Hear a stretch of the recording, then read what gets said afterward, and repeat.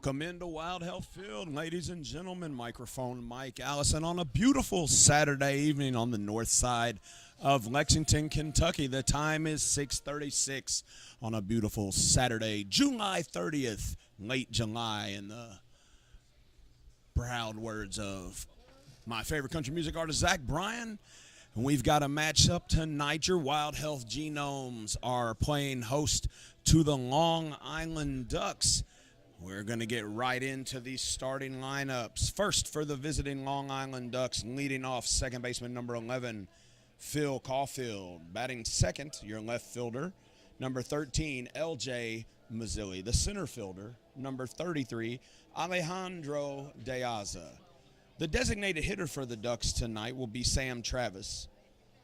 In the 5 spot, the first baseman, number 44, Carlos Castro. Yes, that name sounds familiar. More on that later on tonight. The right fielder, number 15, Dustin Woodcock. The catcher, number 2, Joe DiCarlo. Third baseman, number 1, Vladimir Frias. And batting ninth is the shortstop, number 29, Kerwin Watley. The pitcher tonight for the Ducks, number 36, Stephen Tarpley. And for your Wild Health Genomes, who've just thrown down to get the game started, on the mound, Robbie Scott. Now, Robbie Scott, seen a lot of action for the Genomes this year. Left-handed pitcher, standing about 6'3", looks a little bit taller up there on that rubber. And we're going to see how he goes. Caulfield steps into the box.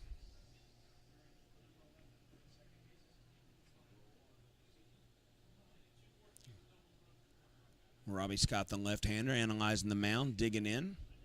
About to deliver the first pitch of tonight's contest. Shows bunt, pulls back for a ball outside. First pitch, official time 6:38, out on the Lexington Clinic K-meter as Scott digs back in.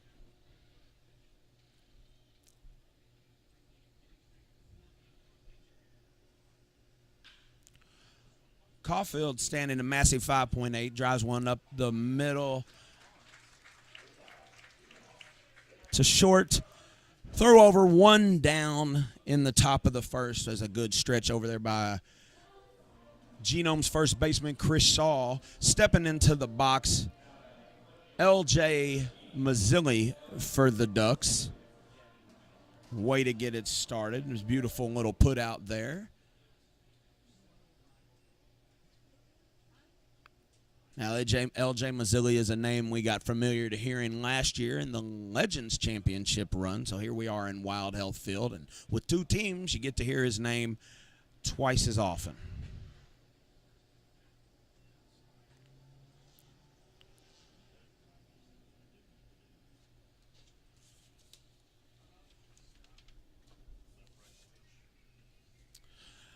A 1-0 count.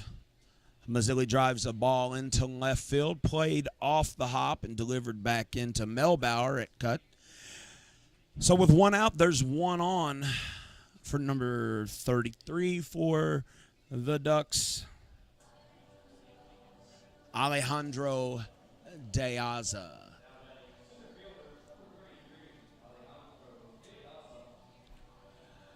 296 plate appearances this year, 244 at-bats. Coming into the series for De Aza. Got 88 hits on the year, 23 of which being doubles. Got a little lefty-lefty matchup here as Scott digs back in on the rubber. 1 out and a runner on first. Looks and takes strike 1. Scott ahead in the count. Beautiful night out here at Wild Health Field. Sweets people are starting to trickle in. Quite frankly, it was a beautiful day out here all day at Wild Health Field as our day got started very early with the Chevy Youth Baseball Clinic this morning at 7 a.m. 150 kids throughout the Bluegrass. Just a beautiful day learning the game of baseball. Several of the Genomes players in attendance as De Aza takes ball 1 outside, so we're looking at a 1-1 count. Robbie Scott digs back in, checks the signs, flexes the brim of that all-black Genomes hat that's available in the stash shop right now. Ball comes in a little bit high, but it is good for strike two. We're looking at a 1-2 count here to De Aza.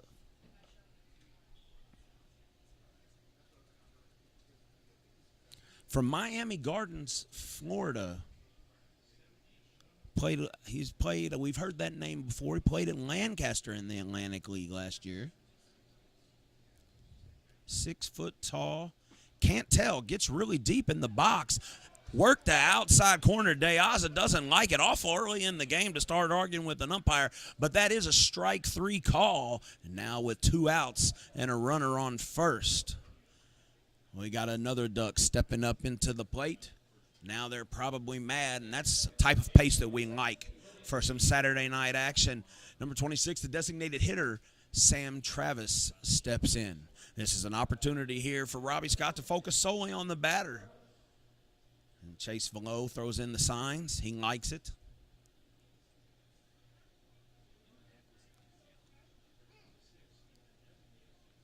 Gets a good feel for this beautiful artificial playing surface here in Lexington. Ball 1 high to Travis. Saturday night here at Wild Health Field, always a big night. It's either fireworks or a light show. Tonight is a light show. That's right. We can control our LED lights here. Oh, ball hit high, 2 outs. Base runners are moving. Demetrius Moore moves back, camps under it, makes the play for a pretty nice top of the first. So when we come back here on the YouTube channel at Wild Health Field, it'll be time for your Genomes to bat. We'll be right back on Wild Health YouTube channel.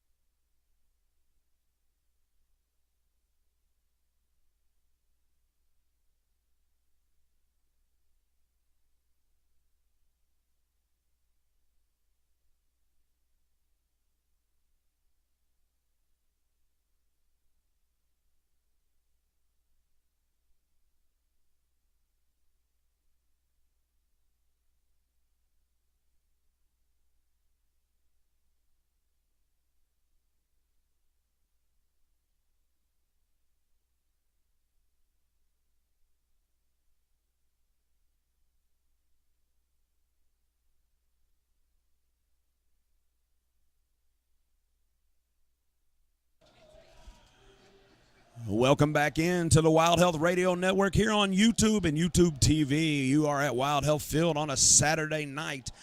In the bottom of the first, as Luke Becker steps into the box to lead it off for the Wild Health Genomes. Stephen Tarpley on the mound tonight for the Long Island Ducks. The Genomes got through the first half of the inning, fairly routine. Nice get start to the outing by Scott. Luke Becker steps in, who has been hot this year. We've watched his average rise over 100 points throughout the course of the season. Hitting the ball to all fields, he's become a true threat and an excellent leadoff hitter. Staring at an 0-1 count. Luke Becker's a name a lot of y'all will be familiar with. Played his college ball right here at the University of Kentucky. Standing 6 foot and 195 infielder. We've asked him to play several positions this year. Always steps up to the challenge. 14 home runs on the season and 54 RBIs. Looking at a 1-2 count right now to lead off his game, as the pitch he just took came in at a whopping 91 miles an hour. from Tarpley. The 6'1" righty from Scottsdale, Arizona. Home of the Barrett-Jackson car auction. Didn't take very long for me to get a car plug into tonight's broadcast. As Becker is battling, fouling one off down the left field line. Count still at 1-2.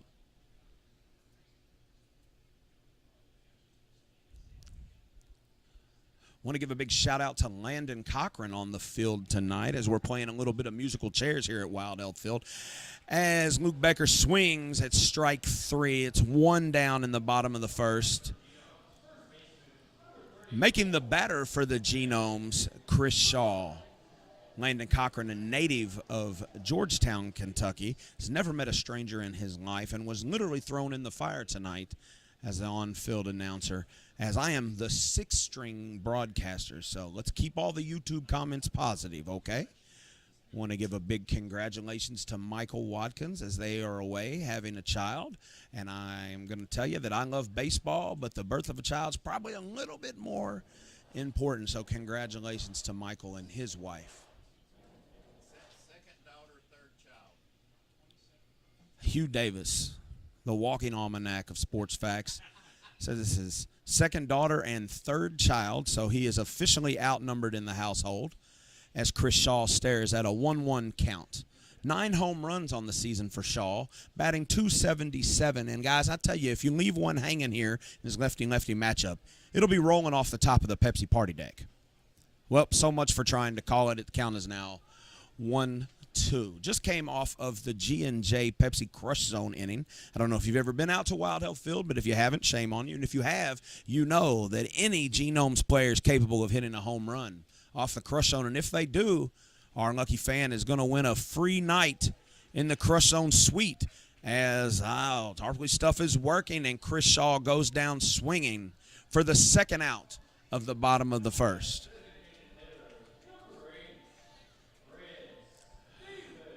So with 2 outs and the bases empty, the batter, number 8, designated hitter Chris Davis. Yes, that Chris Davis, ladies and gentlemen, who once led all of major leagues in home runs. And let me tell you something, coming here to Lexington and getting back in the game, fighting off an injury, that's the beauty of the Atlantic League. And when he puts the bat on the ball, you can tell that he has faced some high-caliber pitching.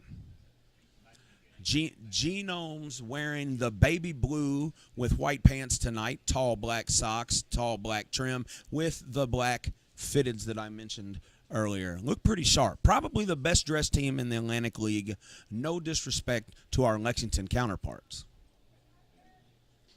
Looking at a 2-0 count, very selective hitter. I guess that's how it works when you've seen the best of the best in the big leagues as Davis digs back into the box.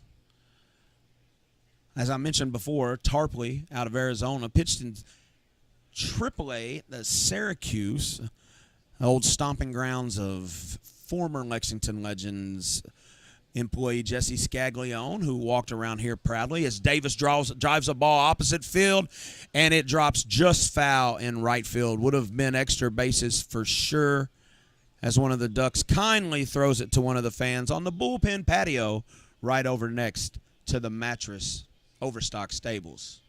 So looking at a 2-1 count as Davis digs back in, playing a little cat and mouse here. All right. And Wolf gotten in the box and on the mound. Tarpley checks the sign.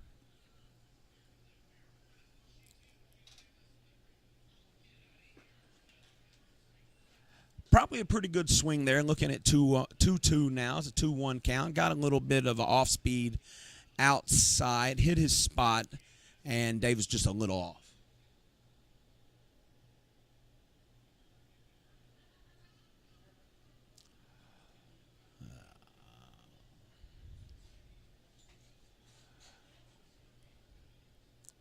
And the umpire has called time. Speaking of time, you want to have a great time, come out here and get you a suite Wild Health Field. Call my girl Taylor. She will make it happen. Or you can email her. She just got some kudos. Working always. Fouls one off here. Keeps the count at 2-2. Way to battle. That's right. Listen, the best part about the suites, I'm going to be completely honest here, buffalo chicken dip. I mean, I know. You come to the ballpark for a hot dog, but I'm telling you, buffalo chicken dip, or honestly, it's crazy, but the French onion dip seems simple, but it's amazing. Maybe I've just been here too long. Who knows? But either way, you're going to have one way to try it out, and that's coming out here and holler at Taylor. Or you can holler at me, and I'll make sure it happens. Chris Davis steps back out, calls time, adjusts his batting gloves, digs back in slowly. You know, the beautiful part of a synthetic field is if you got bright white cleats, they stay that way. We're looking at a 2-2 count. Tarpley ready to deliver. Davis puts it in play down third, hustling down the line. And we're looking at a 5-3 put out to end the first inning. I just had a visitor come in on the Wild Health YouTube network. It's a Yellow Jacket. So who knows if I'll be back when we come back from commercial.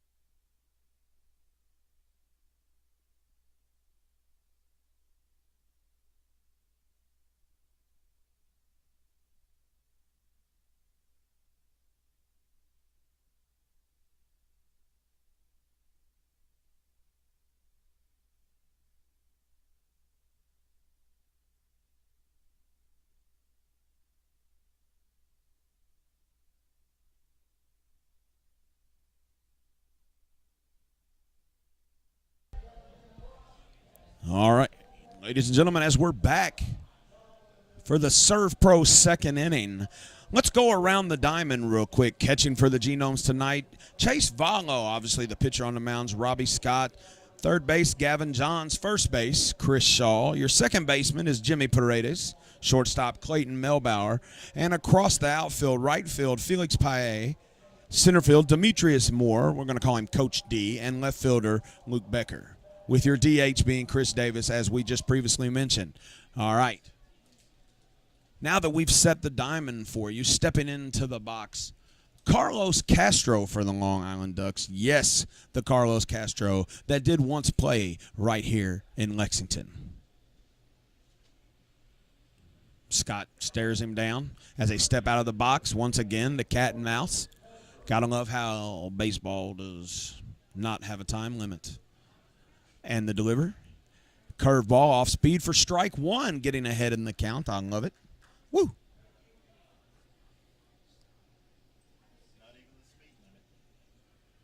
69 miles per hour that ball came in. So when I tell you it was breaking, as in 5 o'clock traffic breaking. 0-1 count here on Castro as Robbie Scott gets ready to deliver. Robbie Scott sitting on a 4.79 ERA, 5-7 on the year. You know, 4.79 might sound high to some, but in the Atlantic League, we have a lot of offense. So I like that. 4.79 gives the Genomes a pretty good opportunity to win each and every time they step on the field. And that makes Robbie a good go-to option. 1-1 count here. Scott with the delivery. Inside, check swing, ball 2, low and inside. as Castro has to go through his entire routine of getting back in the box fairly quickly there, fairly quickly. I'll give him some slack. That orange is not very becoming on him. But, hey, it's what we do. And in baseball, life goes on. As Castro steps back out, Scott has yet to leave the rubber. No base runners on, no damage there. Focusing on the batter. Oh, came off speed again, outside corner, swinging, strike two at 79 miles an hour. We're looking at a 2-2 count to start off the Serve Pro second inning here at Wild Health Field. Beautiful, partly cloudy day in Lexington, Kentucky. For late July, I would have to say that this weather is perfect. Castro drives one up the middle, past the outstretched arms of Paredes. Takes a big turn, but the throw back in from Moore holds him at first. So there's a runner on and no outs in the top of the second, and that means that the Serve Pro second inning is intact for the next game. The batter, the right fielder for Long Island with a runner on first, Dustin Woodcock.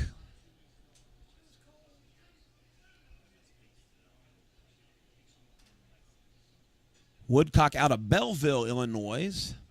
Played in the Frontier League last year. Looked at an inside corner pitch just a little bit off of the zone. Set up outside to come back in. It's a little lefty-lefty matchup, so we're looking at a 1-0 with a runner on first.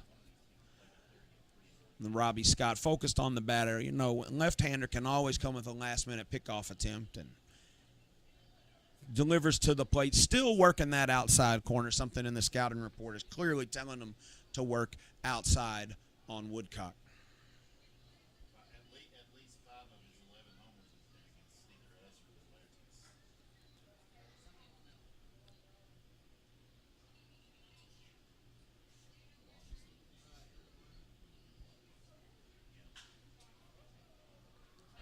.33 RBIs coming into the series. This will not be one as he pops out to Jimmy Paredes at second base. So 1 out and a runner on first.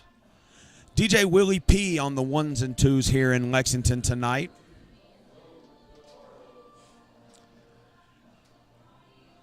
All the way from the shores of Florida, batting for the Ducks now. The catcher, Joe DiCarlo, as Robbie Scott checks the sign and digs back in. DiCarlo reminds me a lot of my pre-swing antics with measuring out the arm and getting a good hand-eye coordination. Working that outside corner now on a right-handed batter for ball one, just a little low.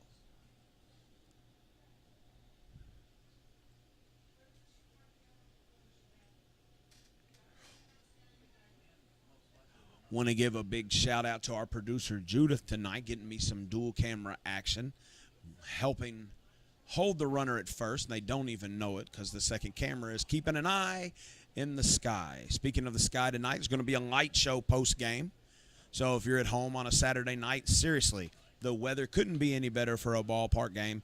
Then you come over here, listen to some music, and see some lights post-game. Wild Health Field, the place to be. 2-0 count. Oh, the delivery off speed again from Scott at 77 now. We're looking at a 2-1 count. Working his way back in, holding the runner close at first is Chris Shaw. Umpire shows 2-1. DiCarlo steps back in the box. 7 o'clock on the dot. I'm in my drop top. Cruising the streets. Throws down. We're going to official scorer Hugh Davis has called that a stolen base. Ball did get through Paredes, but I believe it was in the result of the head first slide there. So we've got 1 out and a runner on second. DiCarlo still at the plate. Scott having a little nonverbal communication with catcher Chase Velo. One of the few Genomes who has also played for the Lexington Legends. We've got all types of fun fact trivia. That's right, 2 different stints for the Legends.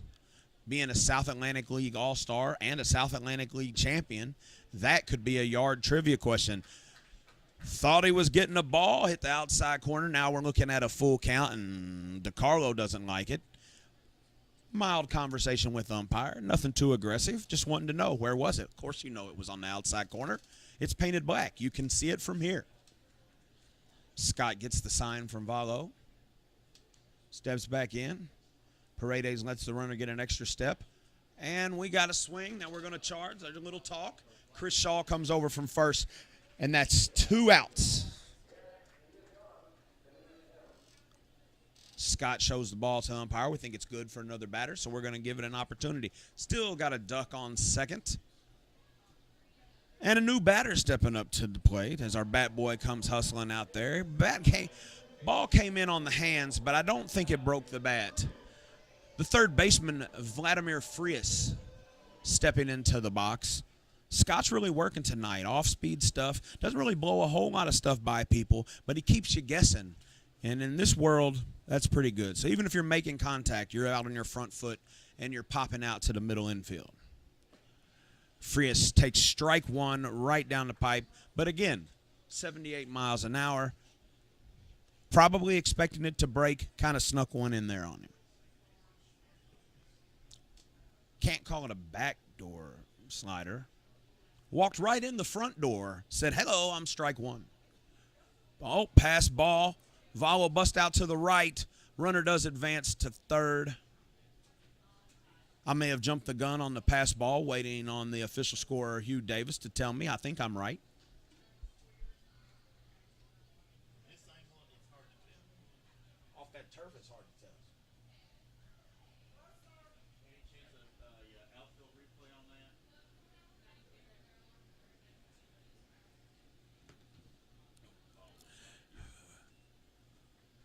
It was ball. We're looking at a 1-1 count to Frias. Runner on third base. There is a duck in scoring position. There's 2 outs here in the top of the second.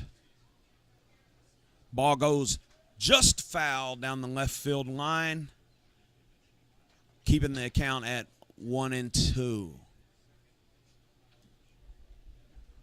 You heard me mention it earlier today. Tomorrow is day 2 of the Chevy Youth Baseball Camp. 156 kids ranging from age 5 to age 13 today, getting expert advice in the game of baseball from several different Wild Health Genome players this morning, and coaches for that matter. Pretty proud of all the different leagues we saw out here today. Frias with a long, deep drive foul. Somebody's going to have a souvenir in the parking lot when they get to their car later on tonight after our light show.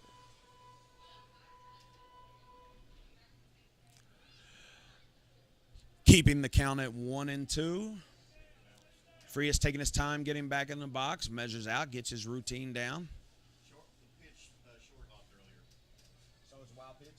I did get a confirmation from our official score. That pitch did short hop. It has been ruled a wild pitch. That's one of the things about the artificial surface. Not very easy to tell. You know, plate, dirt. Either way, a runner advanced to third, and now we're looking at a 2-2 count to Frias. There's Robbie Scott working his way out. And he did just that. Strike 3. That ends the inning. 1 runner stranded at third base. And through 1.5, we are knotted at zeros. We will be right back here on the Wild Health YouTube Radio Network.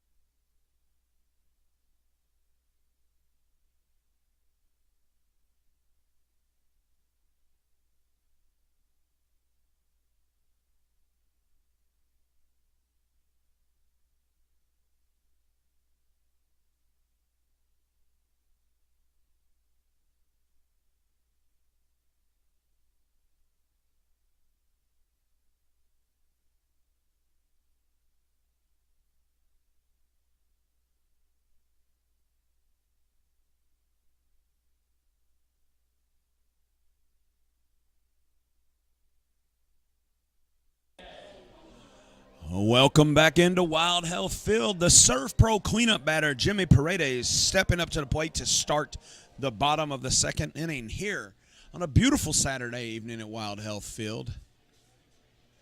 Stephen Tarpley on the mound for the Long Island Ducks.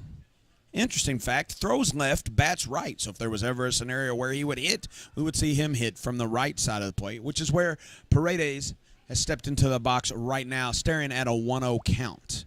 Jimmy Paredes is a name a lot of y'all are probably familiar with from his time in the MLB.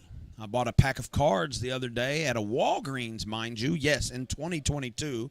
It was a vintage pack and actually had a card in there from Paredes in his Astros days. Pretty wild.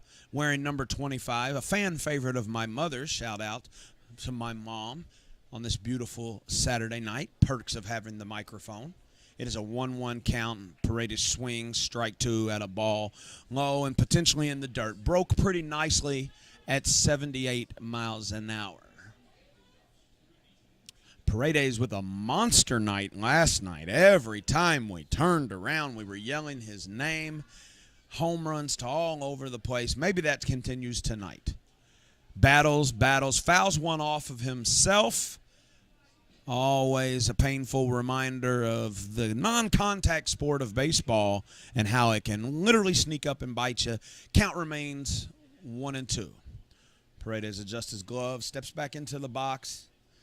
Fans still trickling in here on a Saturday night. It's one of those things where you might have had other plans, but you're like, man, we're not going to get better weather. We might as well make it out here. Paredes fights, drives a ball foul down the third base line, made everybody move. That's the beautiful part of baseball, guys. Even if the ball's not hit to you, you've got a place. Everybody on the field moved except the center fielder, and I guarantee you he was thinking about what he needed to back up.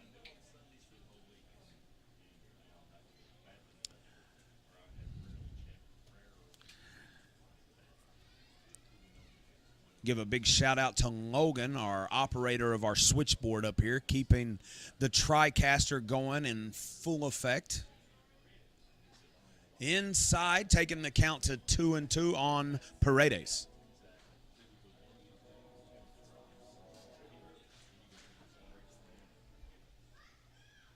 The 6'3" Paredes had a pretty solid MLB career. It's been fun having him here. He's a good leader on the team, you can tell, encouraging everybody. Pops a ball deep to left field. It's in no man's land, as I like to call it, as the second baseman calls him off to come over and get the play. Caulfield making a nice little 40-step gallop to his left to call off the first baseman and make the play for the first out of the inning. Gotta love it. I got it. You got it. So there's one out. They're still talking about it. They're still talking about it. Look, Paredes has power to all fields, so he was not playing over, and that was a gap. So Felix P.A., the right fielder, steps in. Check swing on a ball high. Umpire does not check. Catcher doesn't ask for a check. Pitcher's now asking for a check. Not going to get his wish. The count is 1-0. Oh, now he's confused about it. Nope, still 1-0. Going to step back in the box, a little cat and mouse. Step on the rubber, and we're back to baseball. It's a 92 mile per hour. He had to do a lot of thinking there. PA smartly pulls the bat back.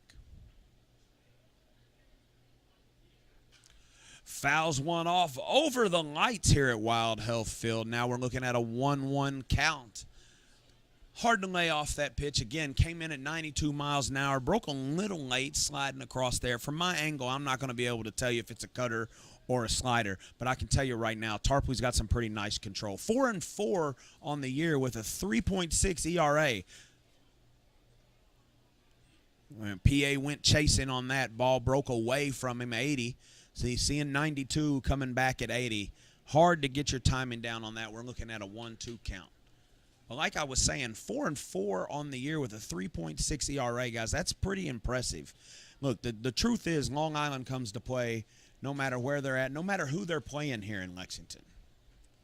Fouled it off, battling here to stay alive and keeping the count at 1 and 2. Seeing some people file into the Diamond Club seats back there. Want to give a shout out to Polycraft Tool and UK Federal Credit Union.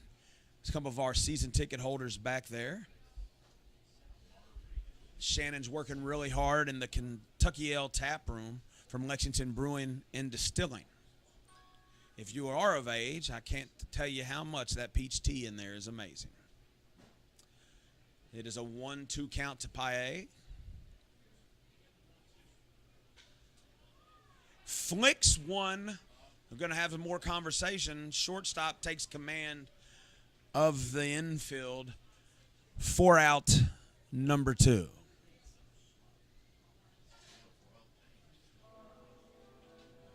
That's Kevin Watley out of there, out of Port Orchard, Washington.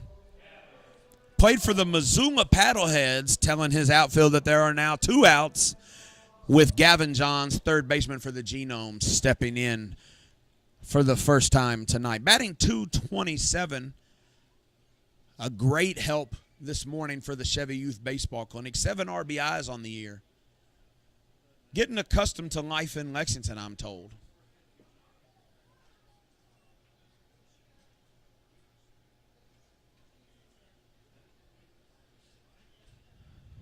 Veteran Atlantic League player. A 6'2 righty.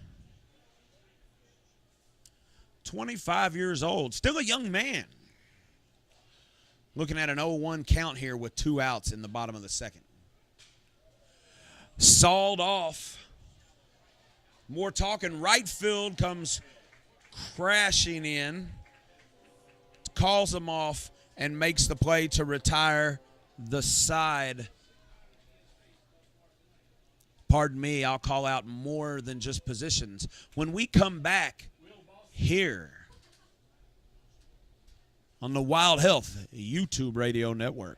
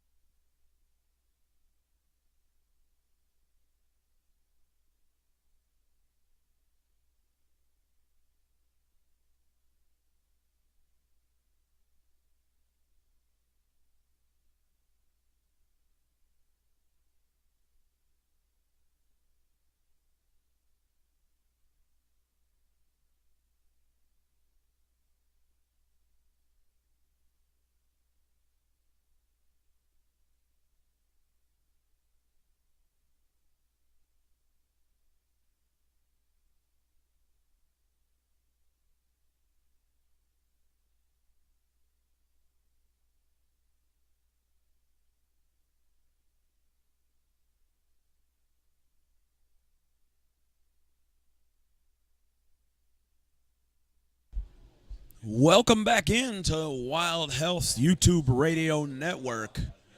As we go into the top of the third, Scott still on the mound for your Genomes. The batter shortstop, Kevin Watley for the Long Island Ducks. 2 home runs on the year, batting .237 coming into tonight. Digging into the right side of the box. Scott delivers, timed up nicely, but right to the left fielder, Luke Becker, for out number 1.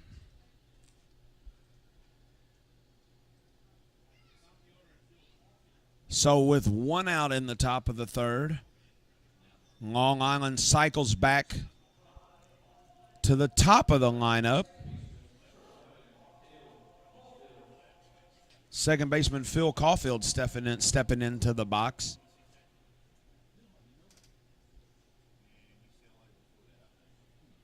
Batting .200 on the year.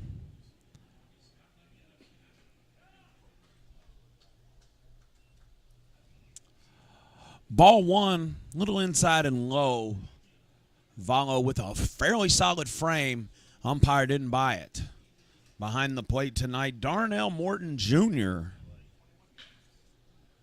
Hard hit ball to second, fielded by Paredes, and over to Shaw for out number 2 in the inning.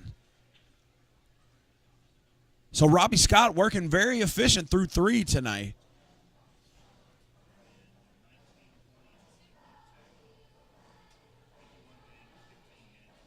Valo clearing the bat out of the box. Nice little roll right there. L.J. Mazzilli stepping back into the box, stepping out of the box, doing a little bit of a tap dance to get his pre-swing routine. 9 home runs on the year, batting .244. Certainly going to be a member of the Long Island Ducks Hall of Fame. A name that gave the Legends team fits last year. Seemed like every time you turned around, L.J. Mazzilli was coming up to bat. And that's a sign of a solid ball player, ladies and gentlemen. .244 with 9 home runs on this point of the season. It is 0-1 count, now a 0-2 count as Mazzilli fouls off a chopper. So 2 outs, 0-2 count to Mazzilli.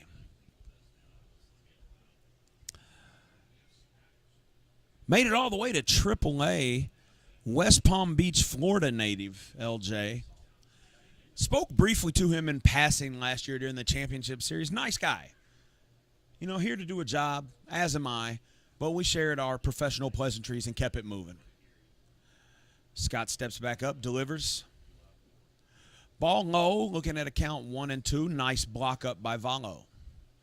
As the lights just came on here at Wild Health Field, gleaming off the Lexington Clinic K-meter, and really bringing to life that CHI St. Joseph Health billboard. Hello, human kindness. Mazzilli steps back in. Scott gets the signal. Delivers. Strike 3. And that's an inning. That's how you work an inning right there, guys. 3 up, 3 down, all in creative ways. When we come back on the Wild Health YouTube network, your Genomes will be taking the plate.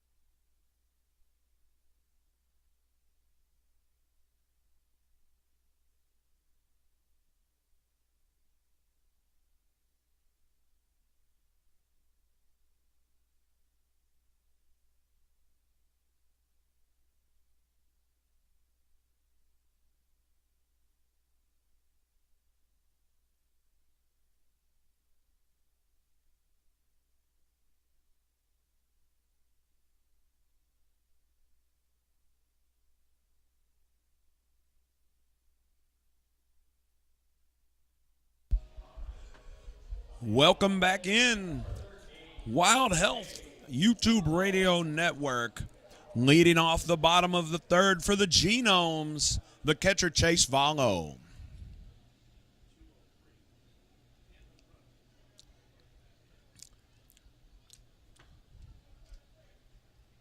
Six foot tall and a stout 250.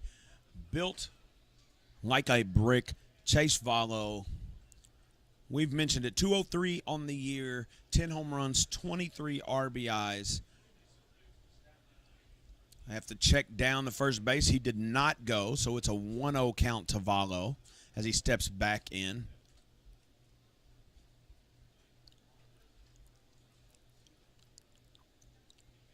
I may stand corrected, and his parents might correct me, but I believe he has ties to Louisiana. I met his family when he was here with the Legends back in 2018, if memory serves me correct.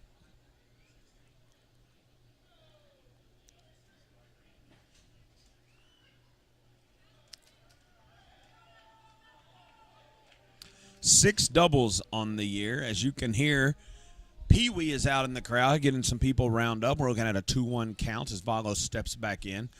Tarpley set to deliver. Vallo drives one to the gap. Alejandro De Aza on his horse making the play. See, that's what you got to love about baseball, man. That's a great ball. And that is a hit 70% of the time as Vallo and the pitcher have a little conversation back and forth. Probably saying the same thing, man. Hey, nice shot, but De Aza's got wheels. Probably 22-inch staggered fit chrome Lamborghini wheels to get over in the gap and make that catch. Because to be playing straight up in the mustache and make it all the way over to the Benjamin Moore sign, you're talking 60 to 70 strides as Clayton Melbauer steps in the box and takes strike one fouled off of his shin guard. So clearly he has learned from previous mistakes and has dressed accordingly. And back to that Vallo hit, guys. That's just, coaching youth sports, you have to teach these guys. Sometimes you hit the best ball of your life, and the guy just makes a play. But the only way that doesn't happen if you don't swing the bat. So you can't be mad at that. Melbauer, 205 on the year, 4 home runs, 9 RBIs. Joined the Genomes mid-season. Has been a pretty solid addition to shortstop. One of our fans down there has got him really confused with Genome, Savannah Banana, Dalton Cornett.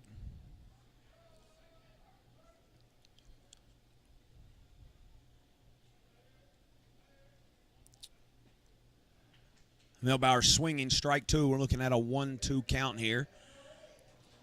Tarpley in a little bit of a rhythm tonight, stepping in, stepping right back out, checking the sign and delivery, moving at a pretty good pace. The last ball comes in at 80 miles an hour. Melbauer getting his pre-swing rotation, looking like a ride at an amusement park. Couple of swings, and he steps in ready to go.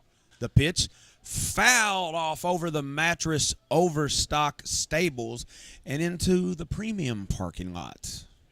That's another souvenir for somebody as they're leaving the ballpark. That's just proof here at Wild Health Field. We're still giving the ultimate fan experience even after the game is over. Melbauer looking fastball, saw off speed, doesn't catch up to it for out number 2 of the bottom of the third. Bringing up to the plate, the center fielder, number 2, Demetrius Moore. Demetrius Moore was a huge help this morning in the Chevy Youth Baseball Clinic.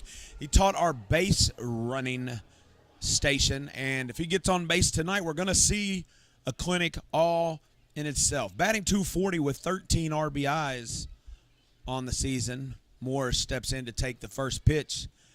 Strike one on the inside corner, moving across in on the hands. Definitely a strike, tough pitch to swing at. Coach telling him right now, he's ready. Checks the sign, steps back in the box.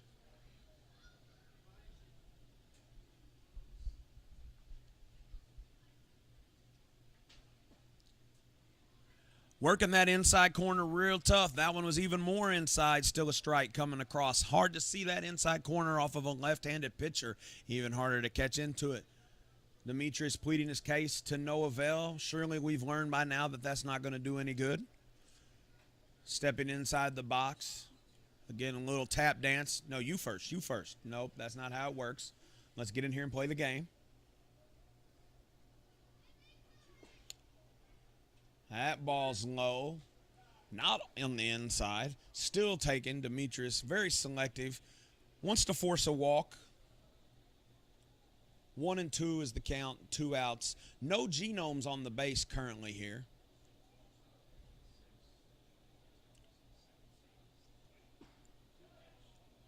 Hey, way to watch that.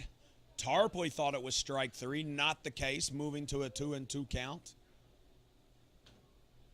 As the sun is starting to dip down over the third base breezeway. 2 and 2 on the count. 2 strikeouts tonight for Genomes pitching out on the Lexington Clinic K-meter.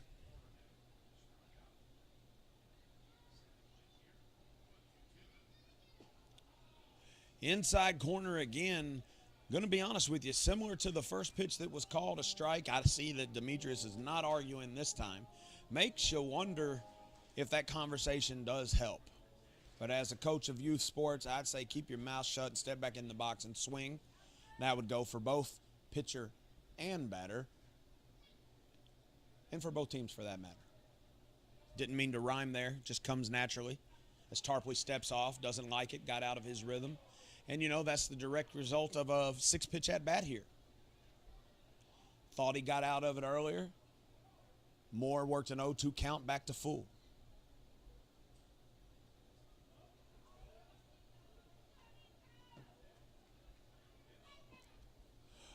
Worked an 0-2 count to a base on balls. A Blue Stallion base on balls. So just as we mentioned before, we've got a Genome on the base pass, and he goes by the name of Demetrius Moore. Got ties to Eastern Kentucky University. Now his speed is on first base. As we roll the lineup over to Luke Becker, stepping into the plate. 288 on the year, 14 home runs, and a threat to go to all fields. Hit for the cycle earlier this year.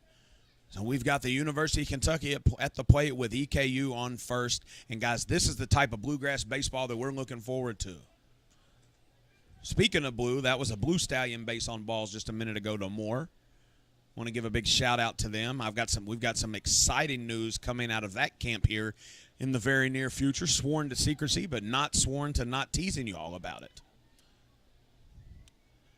A shout-out here to the Vesio Sports Field signs would be proper for Luke, as there's a pickoff attempt. Gotta love it. As a lefty, the left-handed pickoff attempt is one of my favorite parts of the game within a game here in baseball at this level. We're here at Wild Health Field. Atlantic League baseball action between the Wild Health Genomes and the Long Island Ducks. Wild Health Field hosts 2 teams this year, the Staples Center of the South, if you will, Wild Health Genomes, and, of course, the Lexington Legends, the reigning Atlantic League champions. 2-0 count. Tarpley delivers. Little bit of a frame, still caught the outside corner. We're looking at 2-1. Becker steps out, adjusts his gloves. And looks, not going to step all the way in there. Tarpley steps back to the mound. 2-1.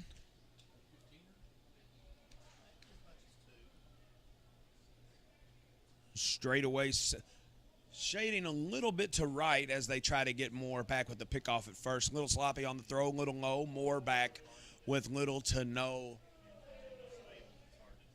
And they hit the boring clip on here, always a favorite of Firecracker Donnie's, where he will yell, "Not boring." And I have to tell him that it's simply part of the game. Shaded center field, Diaz shaded over to right just a smidge. I'm guessing off of the right lip of the mustache there. Be nice to pile one right off the sleep in sign here and get runners on the corners. We're looking at a 3-1 count for Becker. Tarpley steps off.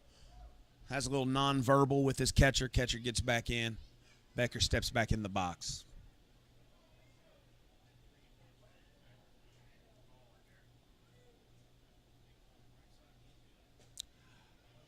ball outside as Becker takes ball for another Genomes walk, a Blue Stallion base on balls. There are 2 runners on now for first baseman Chris Shaw.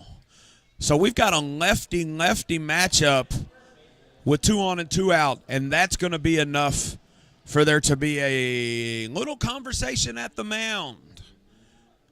We're going to take a quick break here on the Wild Health YouTube network as they talk things over.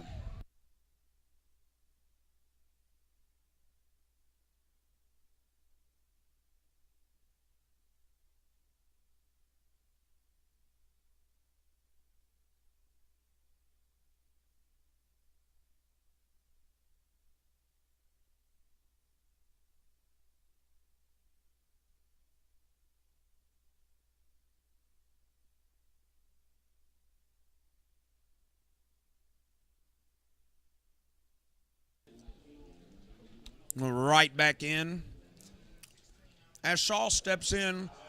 Just a quick little reset. Luke Becker on first, Demetrius Moore on second, 2 outs. Lefty-lefty matchup. They had to have a little conversation about it. And I'll tell you what, probably a good conversation, because yesterday Chris Shaw hit a ball over the Pepsi Party deck that we're still looking for. And once again, they're working the outside corner, and he caught it like a fish on the hook for strike 1.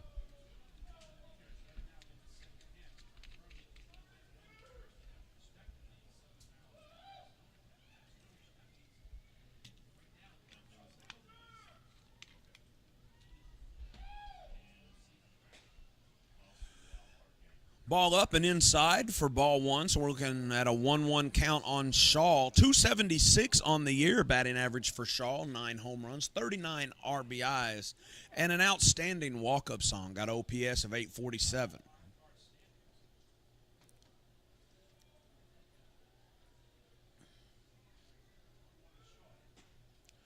You know, the Southern Division, as Chris Shaw takes strike 2, the Southern Division of the Atlantic League is chock full of teams with ties to Lexington, whether it's Lexington, Wild Health, or the Charleston Dirty Birds, just a couple of hours away down the road, all battling for a potential playoff spot, wild card in the second half of the season here.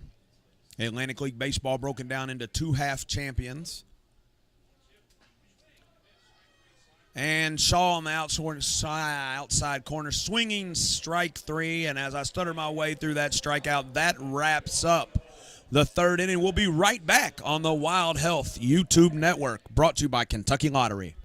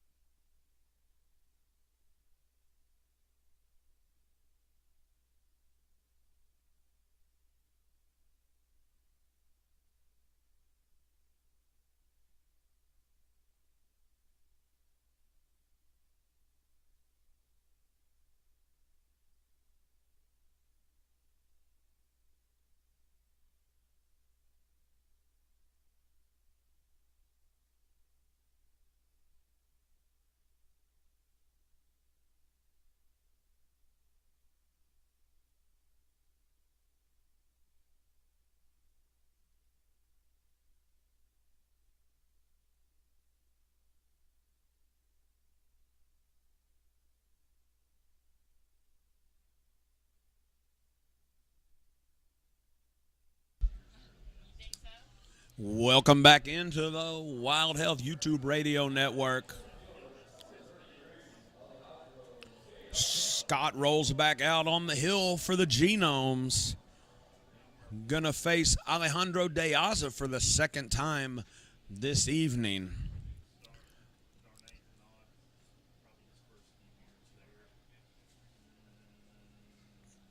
Delivery. And it's super inside. Trying to back him off the plate a little bit. Little friendly, how you do? For ball one.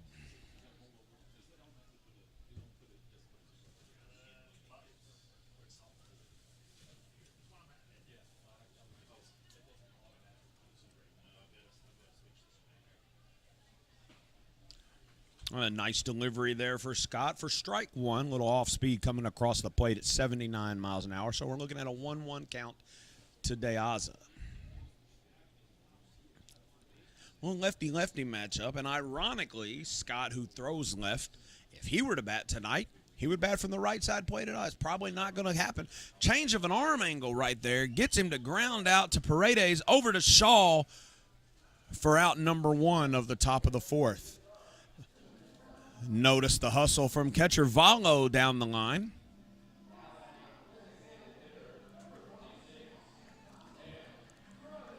Resetting.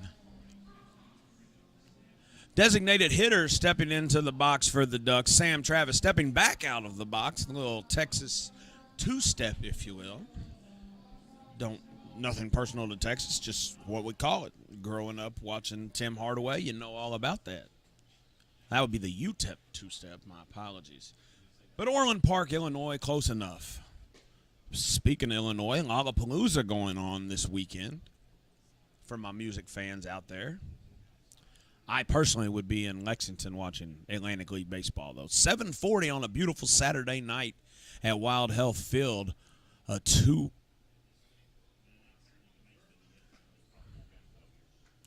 Ball on the outside corner. A 3-1 count to Travis.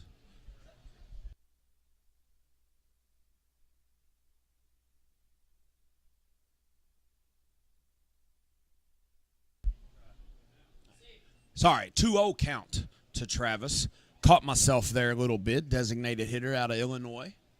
Sorry, got off in La La Land, started talking about music. You know how it goes. Crazy microphone Mike up here on the radio at Wild Health Field. Starting to get into the thick of it with the Fayette Heat and Air Throwing Heat Challenge coming up here in the near future. With a 0-0 game through three, Robbie Scott Dillon. We did actually get back to 3-1, ladies and gentlemen. So big shout out to our friends at mattressoverstock.com. And, of course, our friends at Fayette Heat and Air, which I just mentioned previously. Scott delivers. Ball coming to me. Just missed me, ladies and gentlemen. I was so ready. It was coming in that window. Now it might be stuck in Sweet 13 for eternity. Metaphorically, that is. Stucco wall, fast baseball. Y'all understand physics. I was ready. Taylor Redinger was safe because I had my glove out and I was ready. Keith Hardeman, stringer extraordinaire to my left tonight, always makes the job a little bit easier as Scott delivers ball four. So all the hype to the 3-1 that got to a full count matters not because we have put a duck on the pond at first base. Sam Travis, designated hitter. Now, I'm guessing if it's a designated hitter and he didn't hit it, it's probably not that bad of an outing. So with Travis on first and one out, the batter now for the Ducks is Carlos Castro. As Pee-wee's big head pops up into the backdrop of our broadcast today. You know, 22 seasons, and finally Pee-wee got his own team. And what did he do? He named it after science. Knew there was a big brain inside of that baseball. We want to thank our friends at Wild Health for making that possible. Pee-wee's dream came true. Swinging strike one with a nice block up by Valo from Scott. So we're looking at an 0-1 count. Carlos Castro really thought he had him timed up, and he was fooled. 71 miles per hour on the pitch. You know, Castro's fairly solid at the plate, batting .320 on the year, and some of that happened right here in Lexington. 11 home runs, 43 RBIs, and an OPS of 919. A drive to the right field gap. Off the first guard fence side, Demetrius Moore plays it perfectly. They're sending him home. Paredes with the throw. It's down. Valo comes up to cut it, throws it back to second. Castro is safe at second and scoring a run. The ideas were right. The execution just didn't quite happen. As Long Island takes the lead 1-0, Carlos Castro standing at second base with one out. On a night like tonight, I think it's going to take a little bit more than that. No harm, no foul, time called as he has to undress all of his equipment after the head first slide. You know, Moore played the ball off the first guard fence sign pretty well and made a solid throw. Just a lot of speed there from Sam Travis on the base path. Head first slide, clear.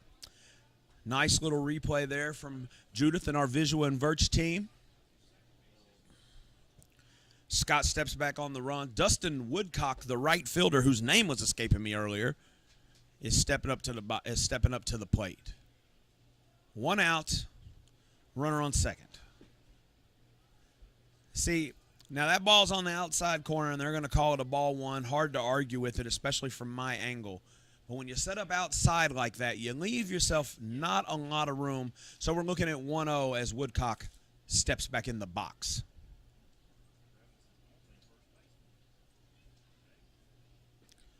Now, that one's outside, and everybody saw it. 2-0 for Scott. Dustin Woodcock, they're getting the signs. They're talking. About to step on the dance floor here and get grooving. Short lead at second base for Castro. Probably having a little bit of a conversation with Mel Bauer. Taking a little auxiliary right here. Paredes rocks back to try to hold him. Now we're working the inside corner, and it takes the count to 3-0. Little 30, never know what's going to happen here. You know, Woodcock with 33 RBIs on the season. No clue what kind of signal he's going to get from the third base coach.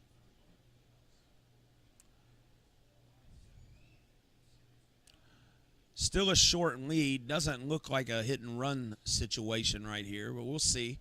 Taking an easy secondary lead for Castro. Still kind of playing a little cat and mouse. Scott looks back, checks the runner, delivers home. And it is ball 4. No harm, no foul. Regaining a force at third. There are 2 ducks on, 1 out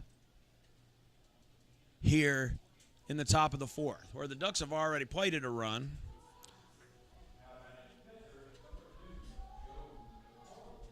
The catcher, Joe DiCarlo, stepping up for Long Island.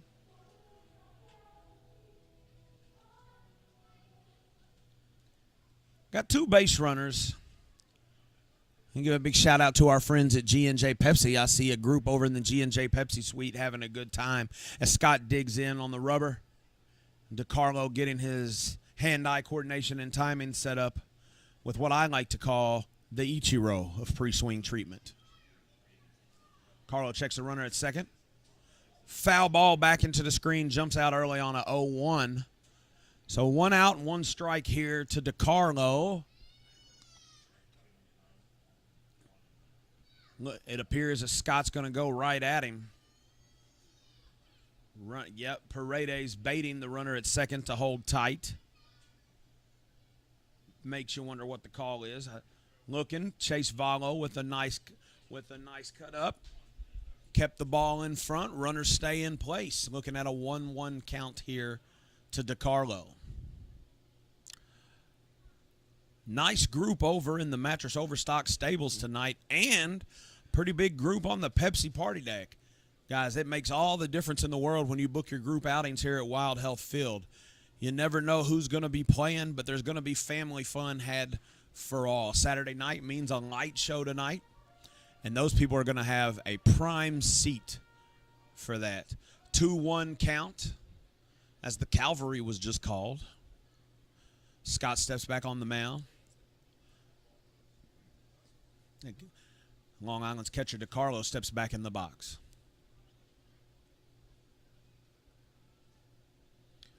Robbie Scott working 2 or 3 different pitches tonight fairly well, keeping the hitters off balance. Second time through the lineup, timing seems to be working out for Long Island as DiCarlo fouls one off the said Mattress Overstock Stables. Somebody just got a souvenir up there on the roof, brought to you by Big League Roofers.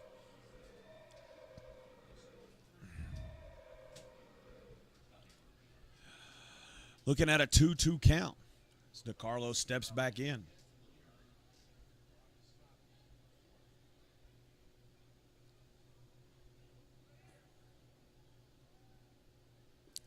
Swing, strike 3. Valo battles it up. 2 outs now for Robbie Scott, and they're looking. They're having a little bit of communication. I like it. They clearly like what they're talking about. So there are 2 runners on for the Ducks, but there are 2 outs here in the top of the 4th, and it is 1-0 Ducks accordingly at the moment.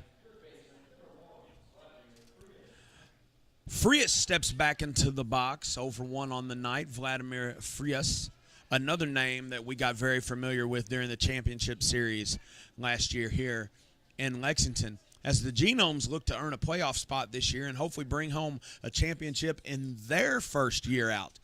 Frias pops a ball high. There we go. Felix PA clears and gets Scott out of that jam. We'll be right back here on the YouTube television network.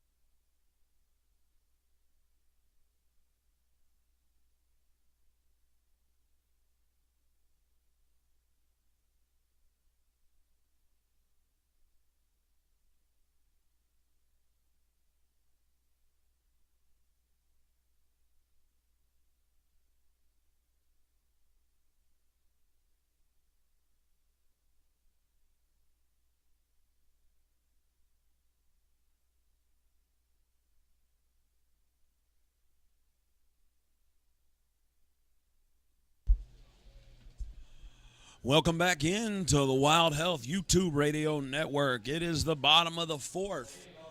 Tarpley still on the hill for the Ducks. And Chris Davis leading off for the Genomes. Designated hitter Chris, how you heard me mention earlier, when bat goes on the ball, it is very, very apparent that he is skilled at the plate. 6 home runs on his short stint with the Genomes here. We're happy to have Chris in Lexington, Kentucky. OPS of 1.114, clearly making things happen. Guys, y'all want to visit Savannah in the stash shop tonight. The Lextran move of the game was $5 off 20 for your purchases as Davis hits a chopper back to Tarpley Further out at first, over to Carlos Castro. So with one out, Tanner, our bat boy, coming up to get the bat. Second baseman Jimmy Paredes stepping into the box for the Genomes. As we mentioned before, Jimmy had a heck of a night last night and has had a pretty solid week here at home in Lexington. Be nice to see one right off the crush zone right now as he takes strike one for an 0-1 count with one out here in the bottom half of the fourth. 4 strikeouts out there for Genomes pitching on the Lexington Clinic K meter. 7:53 on a beautiful Saturday night here in Lexington. As Paredes fouls one down the left field line over into the stands. Somebody brought their glove and somebody was ready. Mark Minikasi over there ready too as your Genomes manager. Calm, cool, and collected until he's not. And that's why we love him.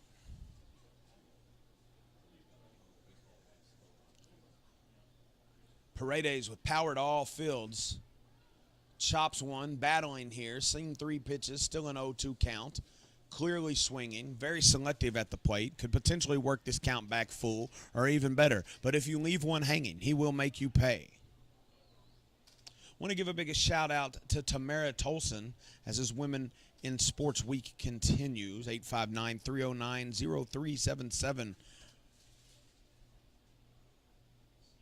Is out here doing massages and work on muscle and tissue. Ball coming right back out here to me again.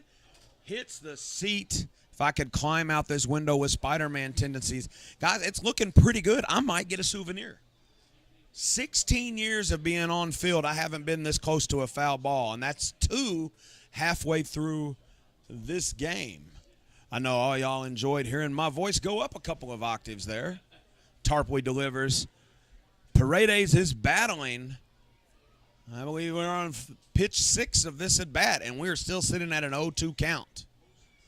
Waiting for Tarpley to make a mistake. Clearly a pro batter here. Seen a lot of good pitching in his career.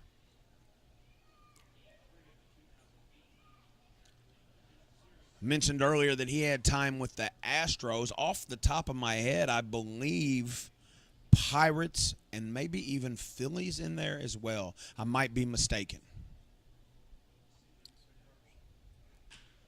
Chop, chop to short. Bare hands. Back over to first. Comes back down. Gets Paredes by a step. Castro with good footwork over there to get out number 2 on the inning. Kevin Watley came across the diamond nice. Barehanded the hop off the natural turf. That kind of play doesn't always happen on a natural surface. Felix PA stepping into the box with 2 outs. This is the time where the Genomes like to make the most of it. 2:57 as the Long Island bus drives back behind the center field wall. A little bit of duck hunt, if you will. Moving target for PA. Be nice to see that. Wouldn't be the first bus window to be hit by a home run this year. More on that later on tonight. PA takes way outside off of the brick backstop here at Wild Health Field, and we're looking at a 1-1 count. Tanner the ball boy coming out hustling. Little Birdie told me he has a birthday tomorrow. Want to thank the Kentucky Coal Association and our friends of coal for turning these lights on out here, keeping our energy lights low. 4th cheapest in America. They checked down the line to the third base umpire, Darnell Ray. He did not go, gave the safe signal. It is now 2-1 for PA. I may have said Paye earlier, didn't mean to. Felix knows that. Just get a little bit excited. For those of y'all that know, they usually let me talk in 30-second spurts. Takes strike 2. Hard to lay off that one. Probably had the take signal. 2-2 is the count to PA.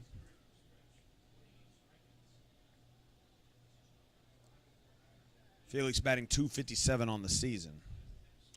Now the bus is just taunting us.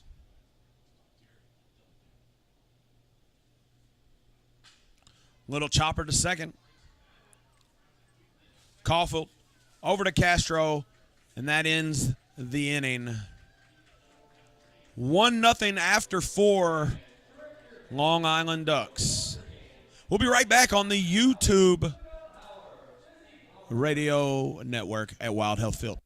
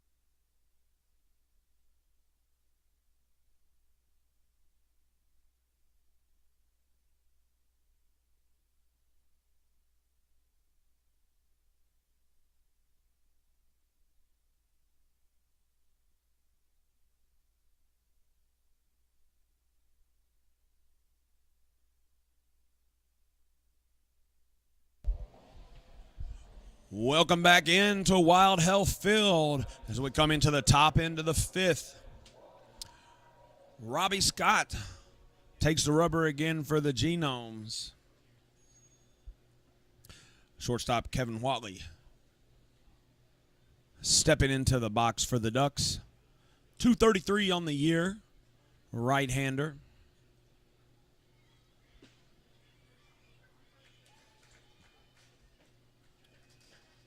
From Port Orchard, Washington, takes strike 1. Scott gets the sign from Valo.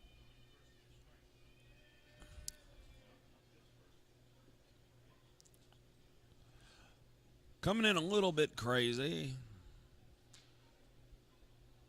Darnell Morton Jr. waves off the bat boy, tells him, I got it, checks the ball, puts it back in his sack. Be ready to use later on. Robbie Scott with a little bit of adjustment out there on the mound. Whatley doing the same.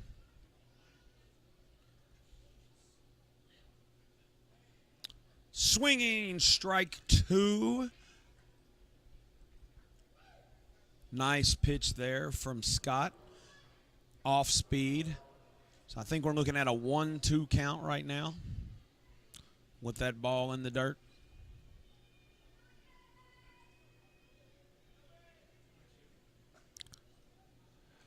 Valo with a solid frame. Umpire's not buying it, and we're looking at 2-2.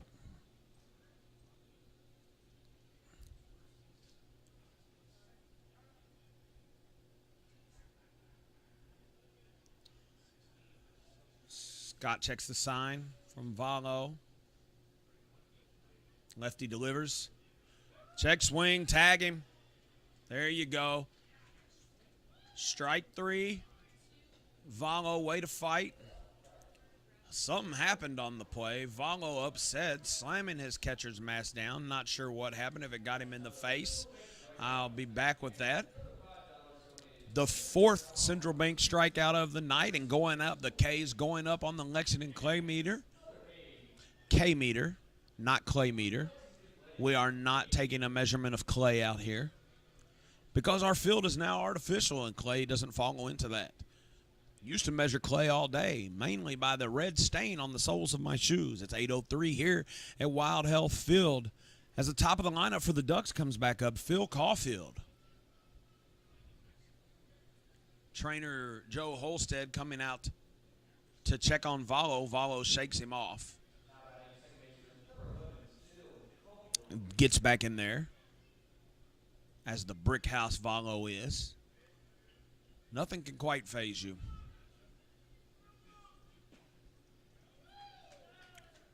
Robbie coming across the plate, catches the outside corner for strike one. One out here in the top of the fifth. 84 miles an hour from Scott. Third time around here for Caulfield, and this time, and that might be why we're seeing a little bit slightly different. Now we're working the inside corner of the plate, and we're looking at 0-2. Scott is dealing, as I was saying. Caulfield had a chance to look at him a couple of times here. This is not the first time they've faced off on each other this season. Robbie's got a potential to throw from a couple of different arm slots. This is casual observation. And that one just misses on the outside corner for ball one. This is casual observation from somebody who walks around this ballpark and watches an insane amount of baseball. But Robbie got great control over multiple pitches and keeps these hitters off balance. 1-2 the count, the delivery. Right to Paredes, over to Shaw, out number 2 here in the top of the fifth. You got to love the true hops here at Wild Health Field. Paredes took one step, did his proper funnel action. Good mechanics for the young baseball players out there watching, and there are 2 outs here in the top of the fifth.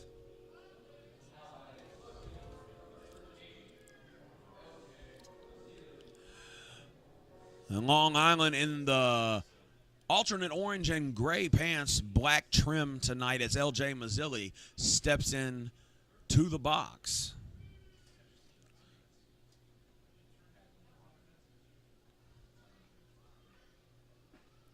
The inside corner, the umpires like that all night, and it continues, and that is both ways, guys. So Darnell Morton Jr. likes those corners, and you know what? He's set up to see it. So I'm happy to see the calls, because that's exactly what they're here for. My entertainment and your swinging strike 2 there. Robbie Scott working here in the top of the fifth. L.J. Mazzilli stepping back out of the box to collect his thoughts, adjust his helmet, tap his cleats. And Scott steps back in on the left, my left side of the rubber, to face Mazzilli. 0-2 the count. The delivery. Saws him off. Guys, that's proof positive. I used to talk to our former pitching coach here, Michael Koltak, and we talked about movement on those balls and arm angles, and even if you make contact, the solid contact is few and far between now. But listen, these guys have got a ton of professional hitting experience, and I'm not saying that it's impossible, but when you love to see Robbie work. Still 0-2. That's a bat. Working deep into the at-bat, though.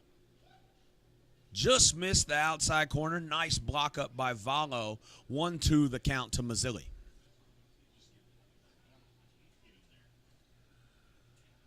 If it were up to me, I would work away right here, but you got to be careful not to miss.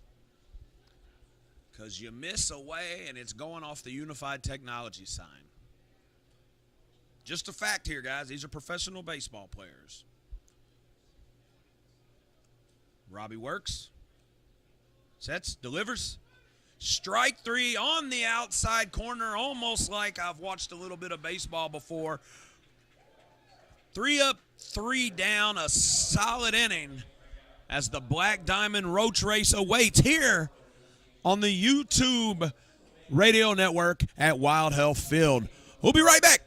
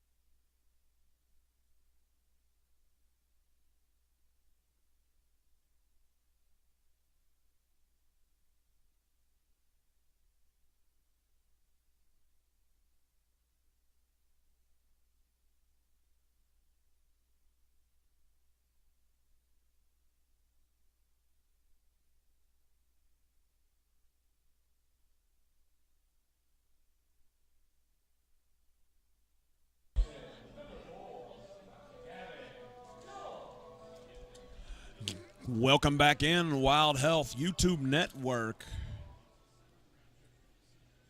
Gavin Jones to lead off the bottom of the fifth for the Genomes.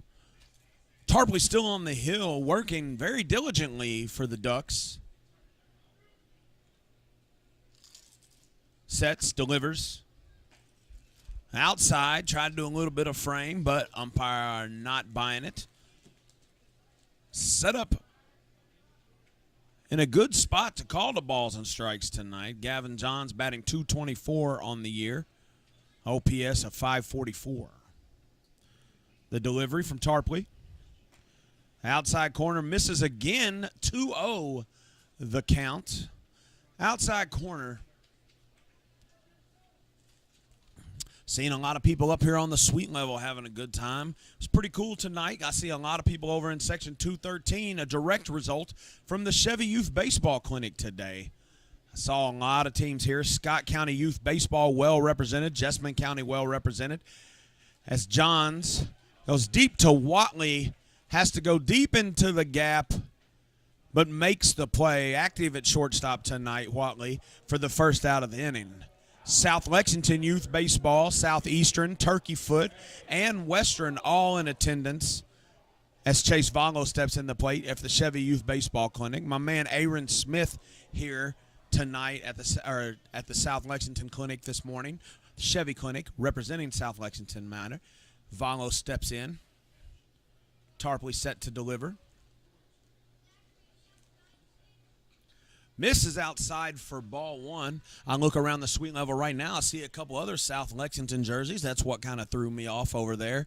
In the Diamond Landscape suite and U.S. Food suite, both have kids from South Lexington. I wonder if they know each other. You can always recognize those red, white, and blue jerseys. As Valo steps back in. Inside corner just misses. 2-0. Really upset fan out here at Wild Health Field. Not quite sure. Maybe he made the trip from Long Island. We'll never know. Maybe he's a former umpire and just really likes the edges.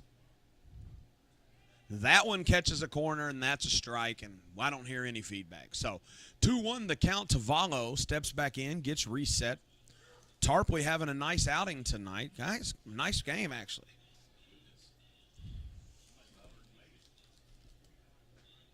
Bless you to whoever that was. You sneeze that hard. Usually there's a visit to the doctor shortly thereafter. Valo batting .201 on the year, but again, that's deceptive. When he gets a hold of a ball, it's been known to land on the Gauls roof over there, or at least on the railroad tracks. Valo, a prime component to put one on the crush zone. Tarpley doesn't like what he's seeing, got his timing off, stepped off the rubber, having a little bit of back and forth with the catch. I always wonder what that's talking about. You got to wonder, the hand signals, it's either Michael Jackson dancing or a little bit of nonverbal between the pitch and catch. And, you know, look, when they're counting plate meetings, that's kind of what you've got to go to. Helps speed up the game, though, so I'm not complaining.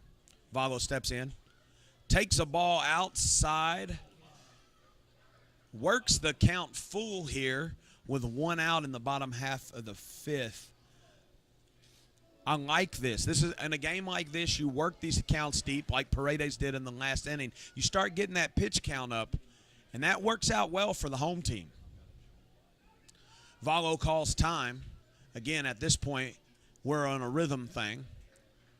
Tarpley probably not liking it, looks off, looks over to the third base dugout, then realizes he probably should have looked at the first base dugout. But who knows? Catcher showing the signals again. Valo steps in. Tarpley set. Delivers. Outside, misses. Tarpley doesn't like it. From my vantage point, it was off.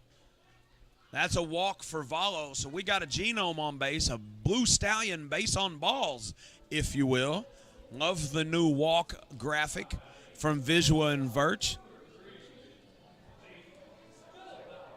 So with one on and one out, the batter shortstop Clayton Melbauer. Deceptive power from Melbauer. He steps in the box, looking to be a slap contact hitter, but he's put 4 home runs out in his short time here with the Genomes. A little chopper to second. Might be trouble.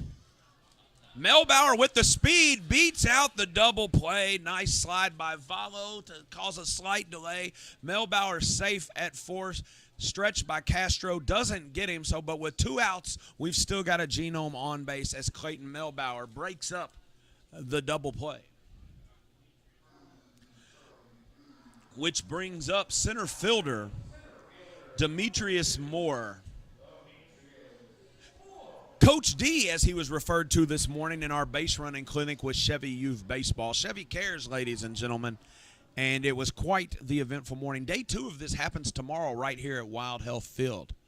A modest lead for Melbauer over at first as Castro sort of holds him on.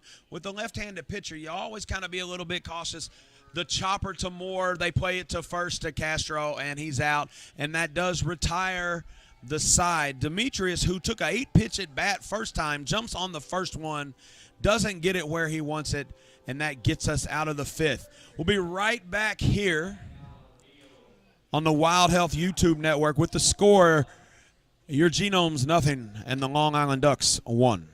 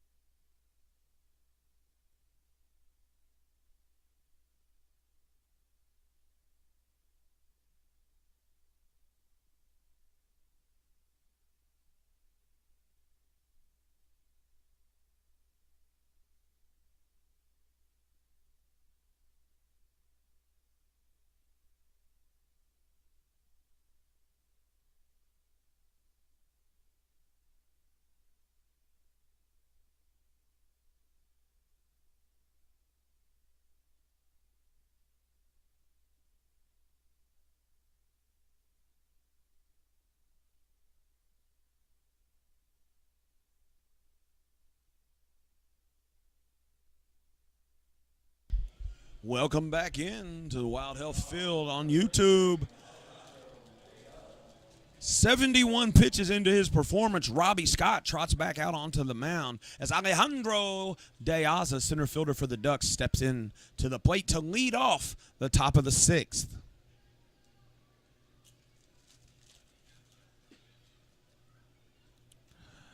Takes ball 1 from Scott.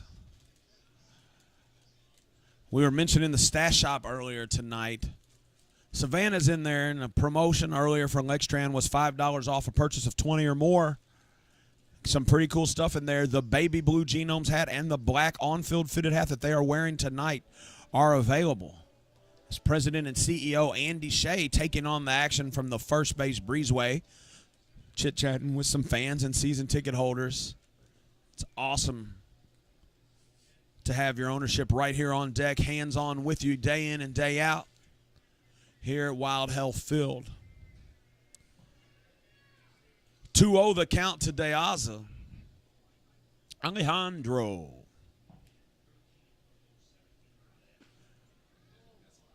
Got a big bat with OPS over one just barely 1.005. It's a beautiful thing. See some folks hanging out in the Wild Health Suite tonight. That's pretty cool.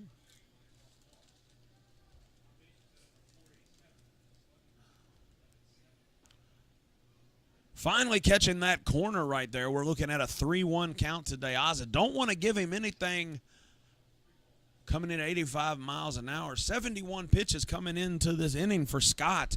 A pretty solid outing for the left-hander for the Genomes. Gets him to chase one up and in. We're looking at a full count now, 3-2. Guys, Wild Health Field is more than just Genomes and Legends baseball, playing host to the OVC tournament this year. Youth baseball clinics such as the Reds Camp and Chevrolet Youth Baseball. We also host pastime tournaments and everything like that. Listen, high school games coming up next year. That'll be happening. Missed this year because of the construction of our new field. But, guys, it's a beautiful place, and quite frankly, the best ballpark in the city, hands down. 3-2 the delivery. In on the hands, they call it a strike through. De Aza doesn't like it. Valo tosses the ball on down to Johns at third. They whip it around the diamond. He's standing there, determined not to talk. First base coach also standing there. We're playing the mannequin challenge, it appears, but it's still a strikeout. That being the sixth strikeout on the Lexington Clinic K-meter for the night. One out here in the top of the sixth as Robbie Scott's night continues. The batter, 26, Sam Travis, got on base earlier, not in the most conventional way for a designated hitter, drawing a walk, 9 home runs on the season. Scott has seen him a couple of times. They've called time, umpires called time. Everybody steps out and resets, does a little toe tap, a little shimmy shake, a little adjustment. And we step back into the ball game.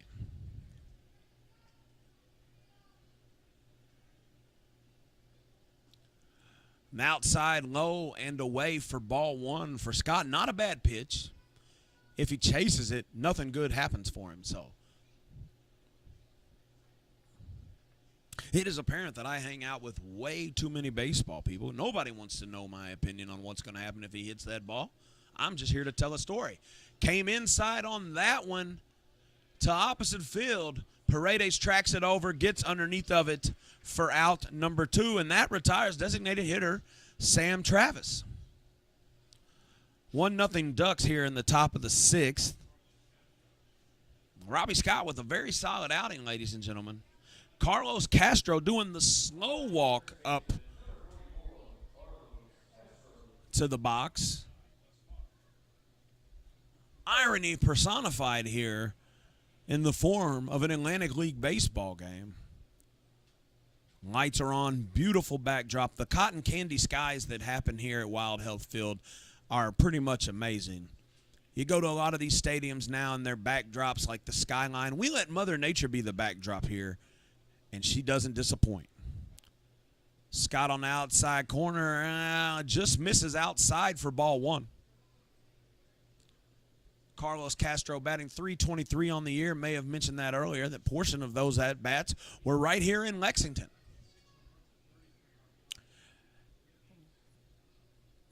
Swinging for strike number 1, down, got him to chase. We're looking at a 1-1 count here for Robbie Scott facing Carlos Castro, playing first base for Long Island tonight. You heard me mention Tamara Tolson earlier. Check her out. It's Women in Sports Week. We're going to talk to some women in sports from our office later on tonight. Promotions manager Madison Spencer will be on. She does way more than that, guys, but she's got a lot of insight, and we've worked together for several years.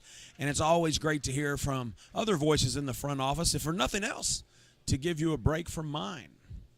Strike number 2 there to Castro. 1-2 count here for Robbie Scott. 2 outs in the top of the 6th.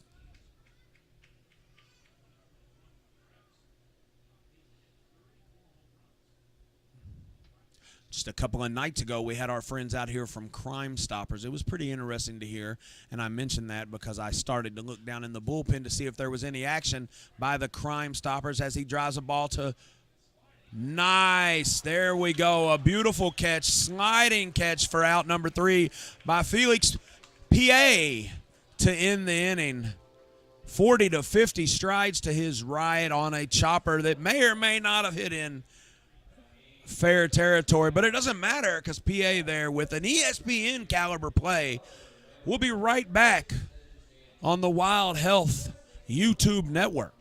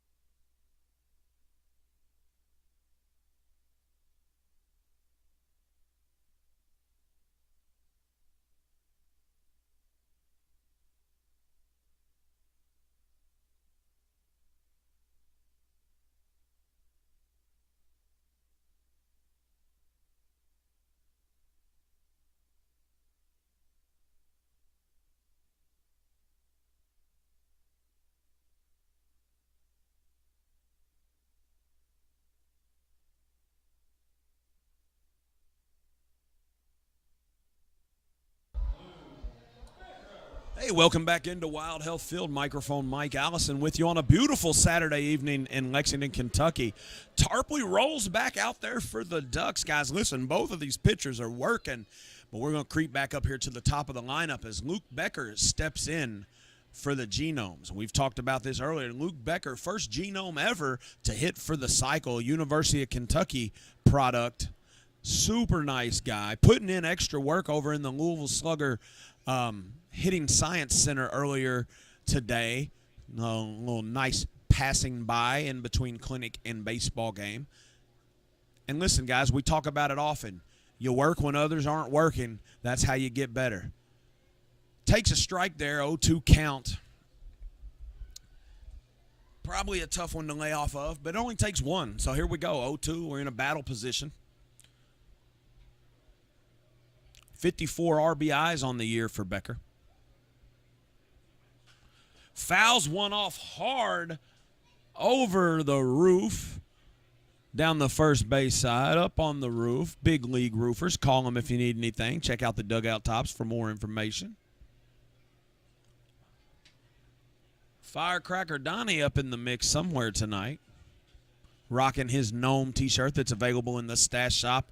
Outside corner looking for Luke Becker. He doesn't like it. He's not mad at the umpire or the call. He's mad at himself, and that's okay. That's the sign of a winner.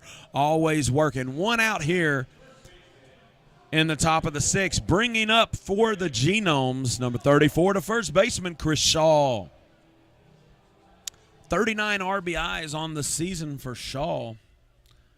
A big dude. Bats left, throws right, 6'4", with a killer walk-up song.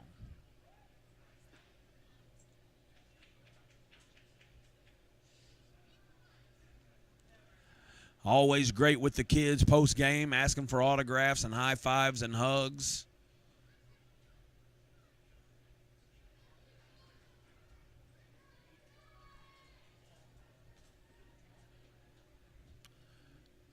Tarpley with the delivery.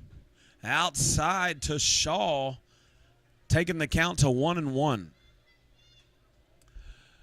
Ladies and gentlemen, just joining me here in the press box is promotions manager Madison Spencer. Just to let you know, in minor league baseball, everybody out here does more than one job. So just to give you an example, Madison's day started at 8 a.m. with help with the Chevy Youth Baseball Clinic. And I know you're running around keeping kids enthused, keeping them engaged, but you're also filling up water bottles, turning on stuff, printing tickets, and then maybe even having to go help the Chevy clients with some more forms. Guys, that's what it takes. Then you take a little break and get lunch because you got to eat.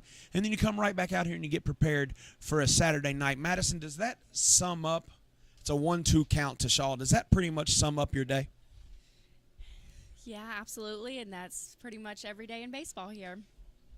So, 2 teams this year. Strike 3 to Shaw. He thinks it's low. I tend to agree, but as a gentleman, he walks off and doesn't do any arguing. Probably looking for a replay. Not sure he's going to get it. Madison, 2 teams this year. As Chris Davis, designated hitter, steps in, 123 promotions. How have you attacked that?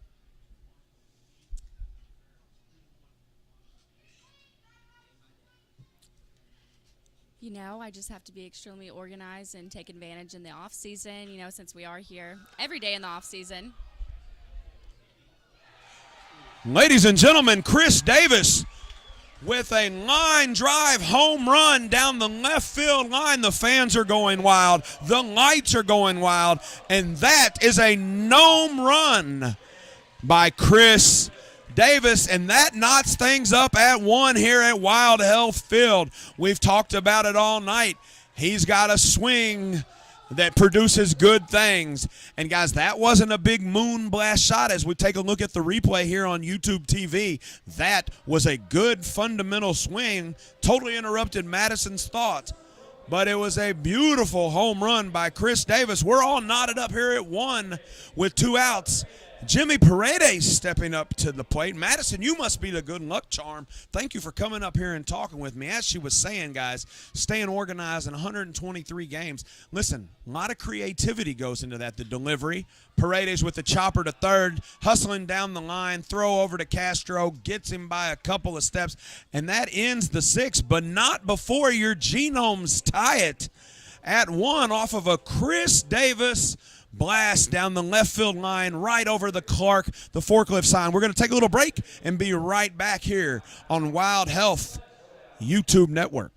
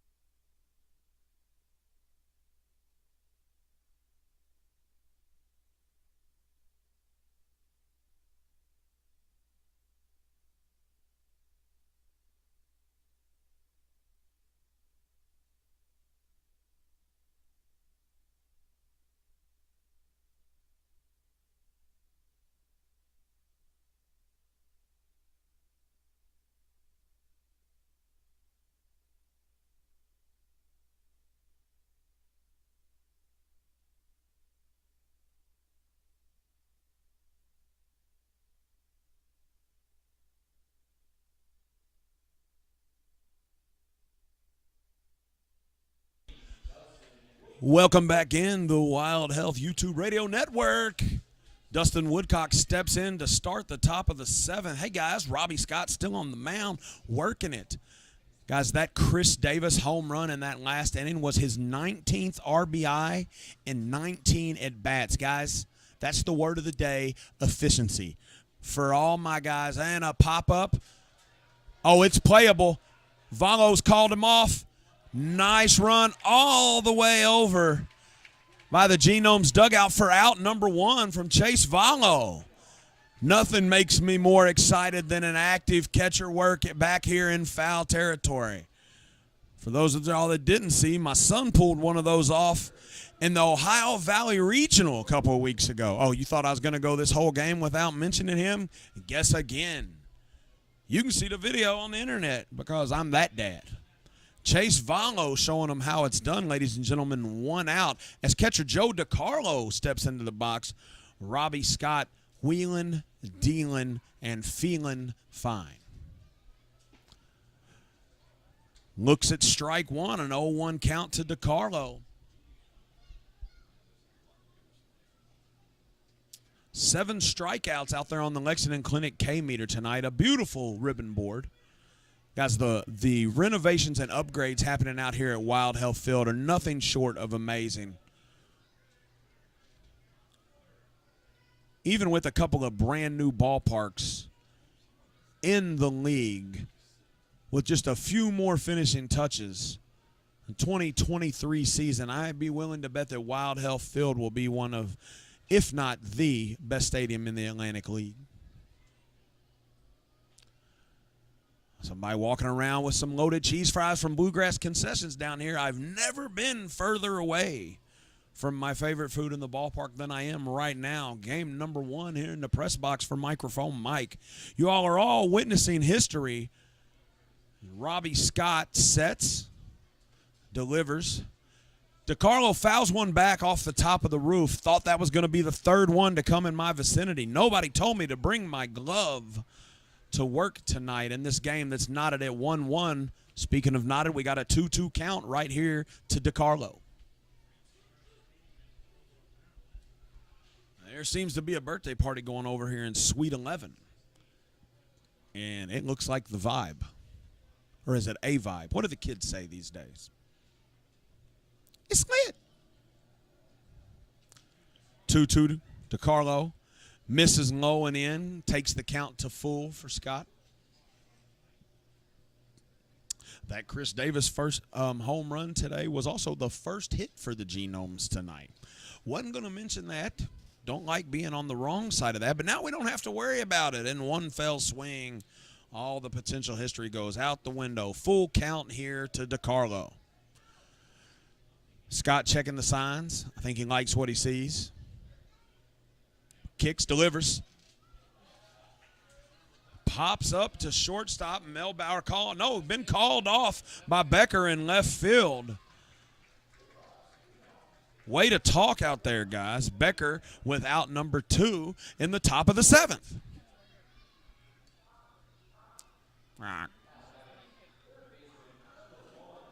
So with 2 outs and no ducks on the pond, Vladimir Frias, the third baseman for Long Island, stepping in to the box.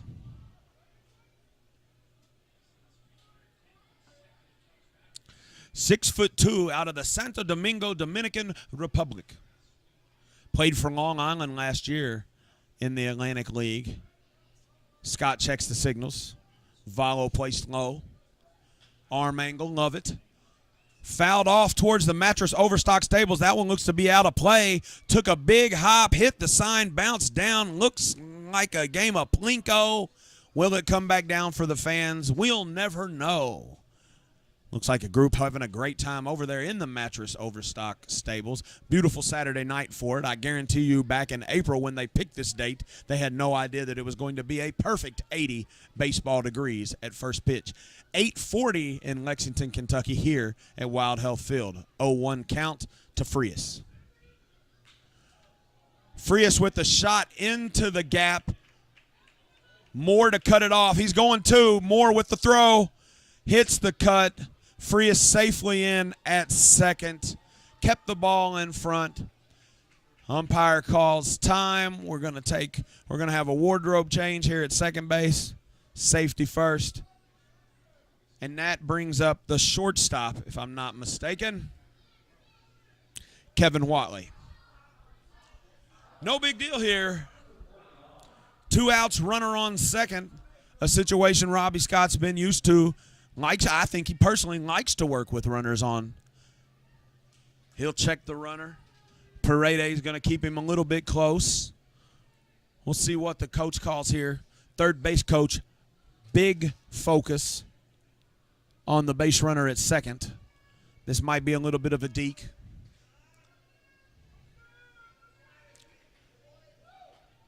Ball high for a 1-0 count. No big deal. That's a pitch he might chase.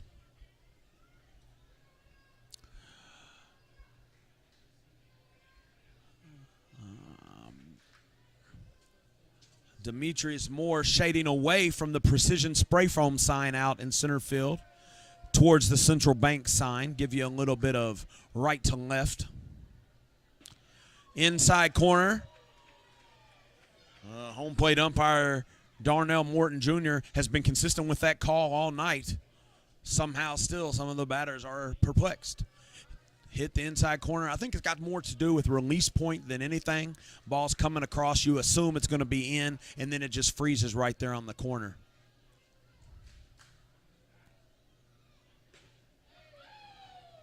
Umpire says that one's a little bit high. Came across. We're looking at a 2-1 count here on Kevin Watley. Madison Spencer is still up here with us. And Madison, I'm sorry we got interrupted by that Chris Davis home run. But, you know, we talk about fun and excitement out here. And no matter what type of promos we do, hard to top that type of action. She's shaking her head in agreement. I think it's because we just had nothing bunt cakes up here. I had to scarf mine down in between innings, and she's enjoying a confetti one. A Lexington staple in its own right, nothing bunt cakes. I personally am a big fan of lemon. I've heard red velvet is all the rage. I think she just had a confetti one. What's your favorite lemon bunt? I'll try to not lemon. What's your favorite nothing bunt cake? It is not lemon. It is the confetti cake. Confetti is a beautiful thing. Listen, we're looking at a 3-1 count to Kevin Watley here from Robbie Scott, and there's 2 outs in the inning. Missed on the outside corner, walked him. No big deal. Puts a force in play at third base. I like it. Now we got to play at any base here with 2 outs. I see hitting coach Lindsey Gardner out there talking. A little quick mound meeting as Mark Minikazi makes a walk out here to the mound with Valo and the whole infield coming in. Great night for Robbie Scott. We'll see if we're going to talk and let him get us out of here, or we'll see if he's hit his pitch count for the night.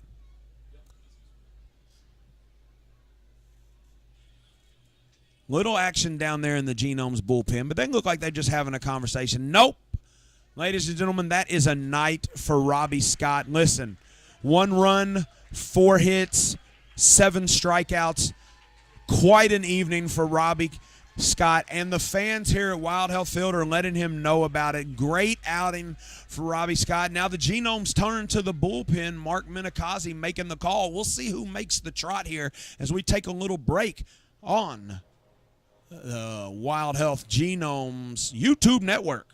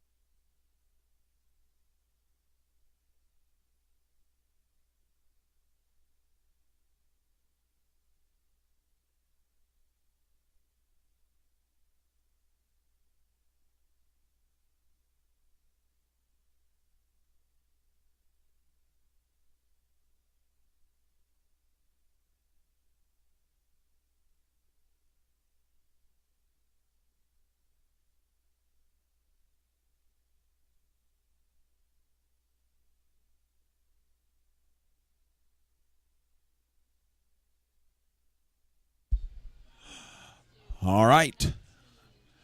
Genomes brought in reliever Luis Guzman. Luis Guzman, the left-hander. 6'1". Bats left, throws left. And I got to tell you, he's facing the top of the lineup with 2 on and 2 out. Caulfield, probably a great call. I shouldn't say probably. Not going to second-guess our manager's call. Great call by Mark Minikazi because the top of the lineup is coming up. And, Caulfield, that would have been the 4th time seeing Scott. And that swings the advantage heavily in the batter's favor. Guzman with a left-handed delivery. Still a lefty-lefty matchup. 2-0, those are both good pitches.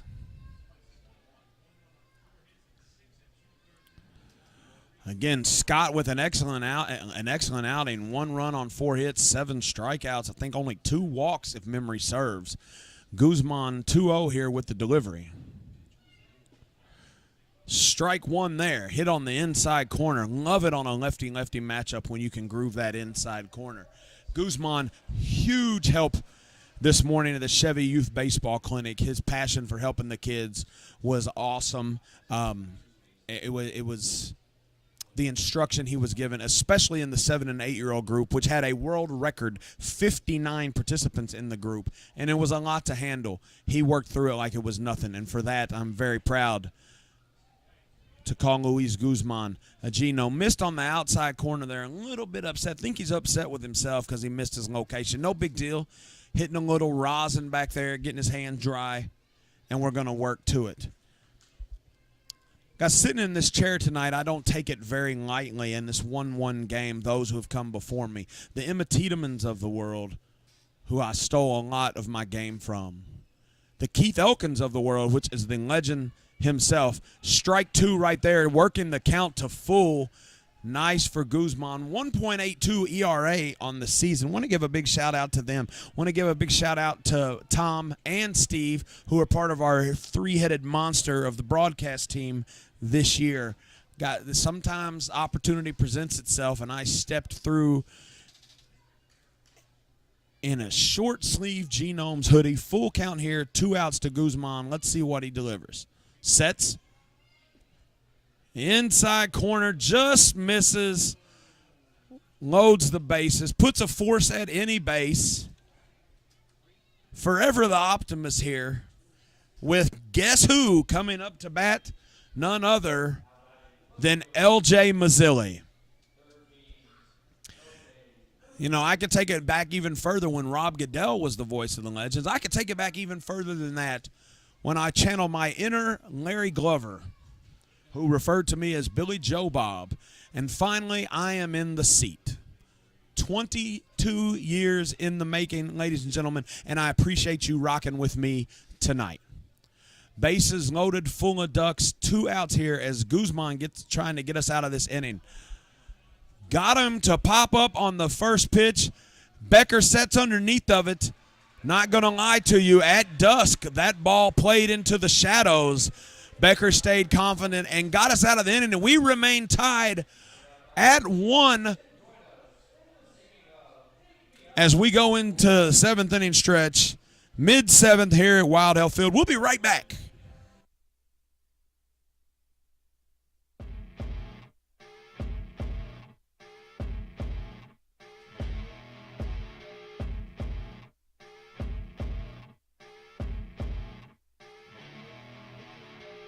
First pitch to Proctor, hit to second, goes to short.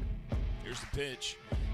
He hits this one to short, over to second for the force out, and that ends the inning. But home runs. He'll bat with an 0-2 count here with 2 outs. He'll have a play at the plate as Irvin is going to be tagged out at home. he hits a grounder to second, double play ball. They throw it to second, and he hits this one a ton. Center field going back, and it is out of here. Chris Shaw with a 2-run home run here in the bottom of the first.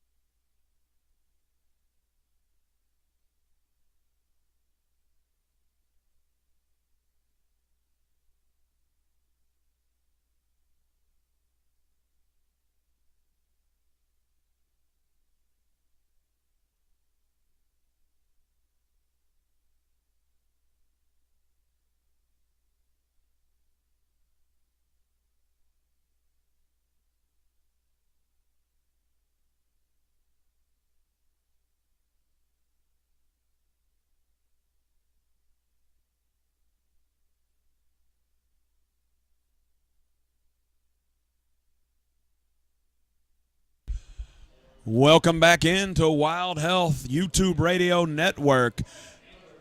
A new pitcher for the Ducks. The lefty, Jose from the Bronx, New York. Shout out the Bodega Boys. Felix P.A. stepping in to face Jose. With a cotton candy sky backdrop here at Wild Health Field, Mother Nature is the illest artist. PA takes strike one, little up, but right down the pipe. Jose with a 1.69 ERA and a pretty nice pre-pitch ritual, looking a little bit like Venom from the MCU. PA fouls one off over the third base side of the stadium. That'll be a souvenir for somebody out in the parking lot. Guys, I hope I'm painting a pretty enough picture, but I need y'all to understand, if you're watching on YouTube, when the next time this ball travels, I want y'all to look at this sky. There's not a skyscraper in the world that makes a better drop than this cotton candy right out here. It literally, what was the gum back in the day? Somebody in the comments let me know. What was the gum? Was it Cotton Candy Bubblicious or Bubble Yum? Which one was it? Y'all know what I'm talking about. I know Hugh Davis knows what I'm talking about. Definitely not Bazooka. Shout out Bazooka Joe, though. Jose with the delivery here on 0-2. Outside, PA with a good take.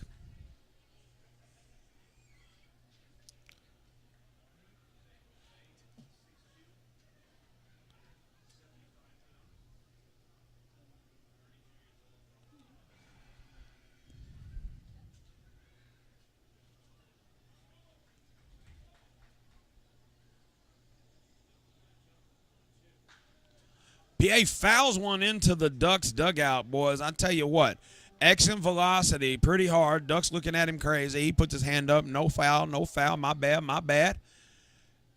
And our first base coach, no, not Villanueva, runs over and gives a fan a souvenir. It's a beautiful evening here at Wild Health Field. It's a 1-2 count to PA. Jesus with the delivery. Jose with the delivery, pardon me, fouled off. Count remains 1-2.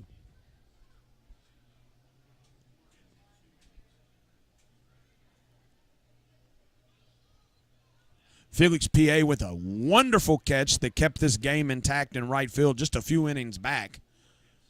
Probably a SportsCenter top 10. As I see promotions manager Madison Spencer getting some shots for social media. Just one more thing you do, minor league baseball. We call it hashtag part of it. Do you want to be part of it?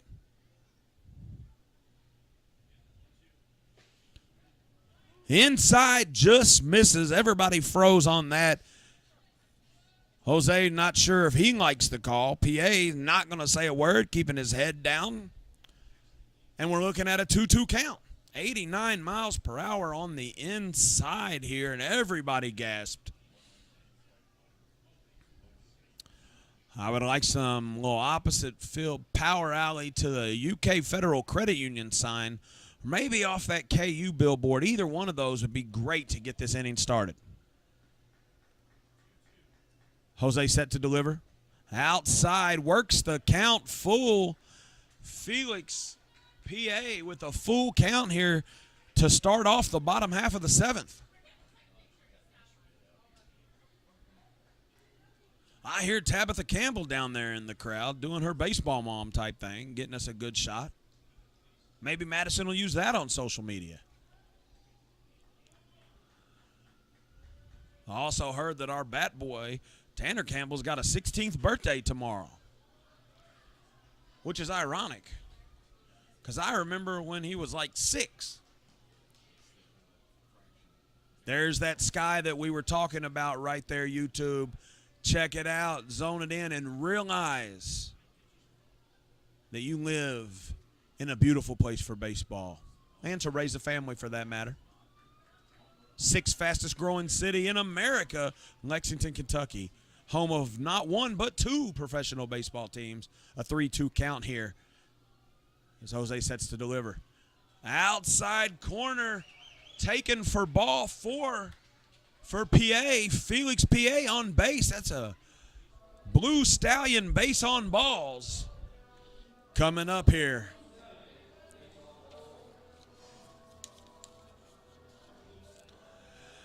The batter, third baseman Gavin Johns, stepping up into the play, actually stepping out of the box, checking with Mark Minikazi for the signals. PA over there getting his instruction. Jose yet to step on the rubber. Gavin Johns in the box, ready to take the first pitch.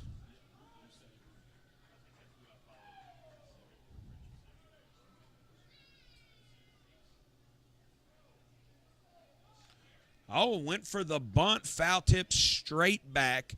Third base charging Frias.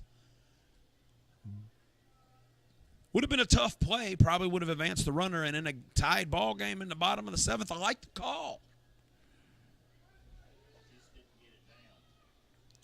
Will they go back to it right now? That was 80 miles an hour off speed placement.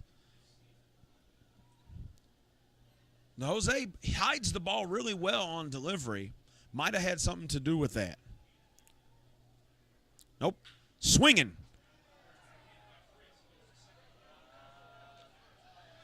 And a beautiful play. Hard hit ball to third base. Gets the out at second. However, Gavin Johns hustles down the first baseline with a headfirst slide to break up the double play. So we've got one out now and a runner still on first. That's how you build that on-base percentage. Chase Valo coming up with a 782 OPS with a runner on first. This smells like opportunity. 10 home runs on the year for Valo. No stranger to Wild Health Field. He's had plenty of home runs here. Could break this game wide open. Check swing. Are they going to check?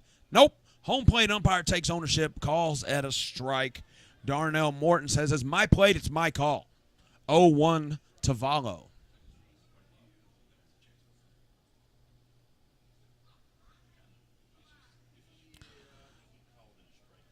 Jose.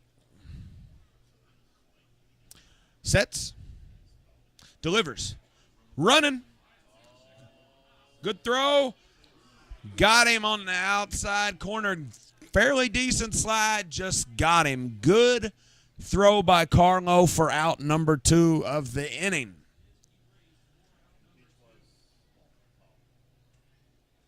Ball was the call on the pitch.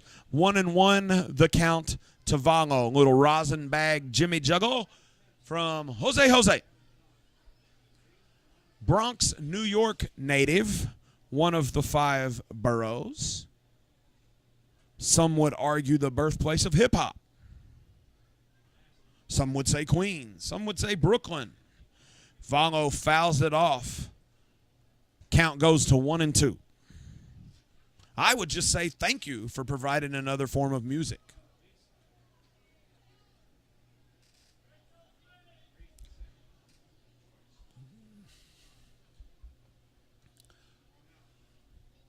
Jose, left-hander. Incredibly deceptive delivery. Would not want to face it. Good control of off speed. 1-2 count as the delivery to Valo. Swing and a miss. Strike 3. Gets the Ducks out of the inning. After 7, we are still knotted at 1 here on the Wild Health YouTube Radio Network. We'll be right back.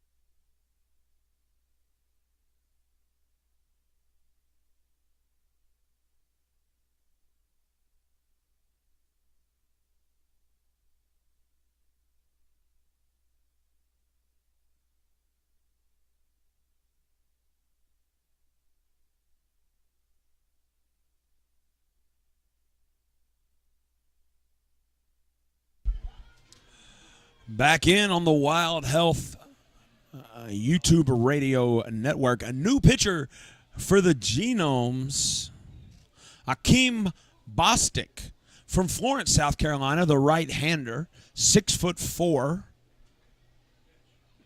Actually has seen time in the big leagues with the New York Mets.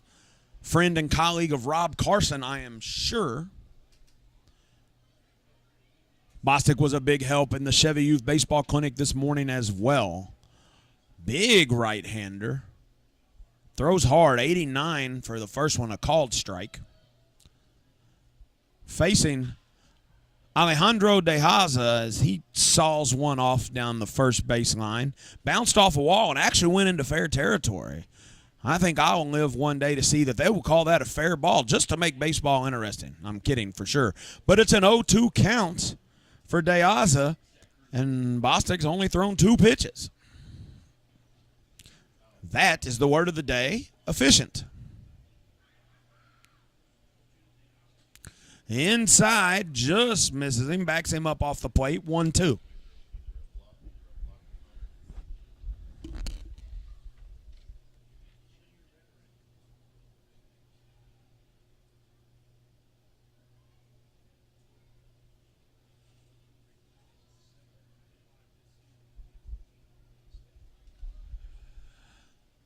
Sets, ball inside again.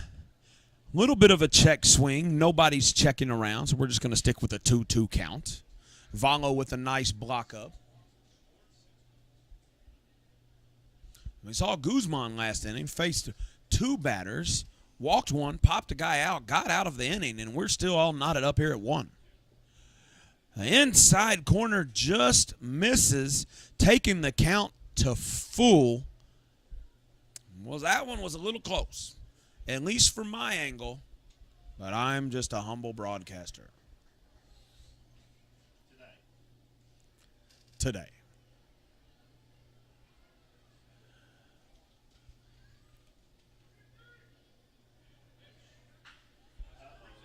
A shot down the right field line, off the wall. PA with the play. A good throw, holds the runner at first. But De Haza leads the inning off with a single off the Pastime Tournaments billboard in right field. A nice play from Felix PA to hold that to a single. You misread that, and he could be running all day. So there's 1 duck on first.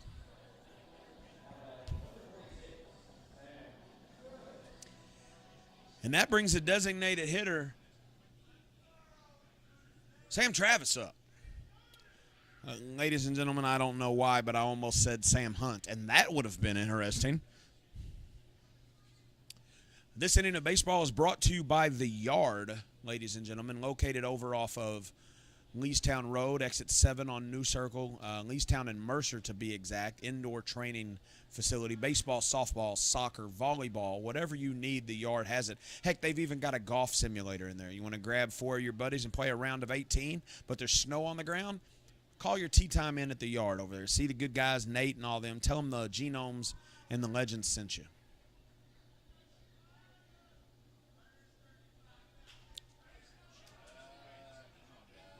Another hit into right field. A little hesitation by De Haza on the base path. Got runners at first and second. Sam Travis with a little opposite field. Not really solid contact, but that puts 2 base runners on with no outs here in the top of the 8th. Score tied at 1, Long Island and Wild Health. The Genomes. Welcome Nome, ladies and gentlemen. Your ticket to tonight's Genome game has a coupon on the back of it for DBAT here in Lexington, Kentucky. 75 free swings. Check them out. Tell them Microphone Mike sent you.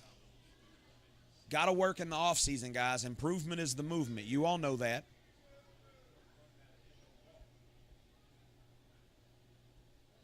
PA seeing a lot of action in right field. What that tells me here is Bostic is throwing hard. They're putting the bat on the ball, but they're putting it in opposite field. So Bostic's throwing the ball pretty hard. Checks the sign here on a 1-0 count. to Carlos Castro. That name sounds familiar. You probably know why. Been playing first base for tonight for the Ducks. Castro fouls one off, hits the railing, and comes back into the seating bowl. And now there is a mad dash for the foul ball. I have been out here 16 years and have gotten one foul ball. Somehow that kid has two in one night. He got hustle in those muscles. I want to thank everybody for tuning in with us on YouTube tonight here at Wild Health Field. Fouled straight back. Now we got a 1-2 count. Akeem Bostic is working. Florence, South Carolina native, seen time in the big leagues, and I can see why. Throws hard, movement across the plate, not up and down. It's kind of east to west movement.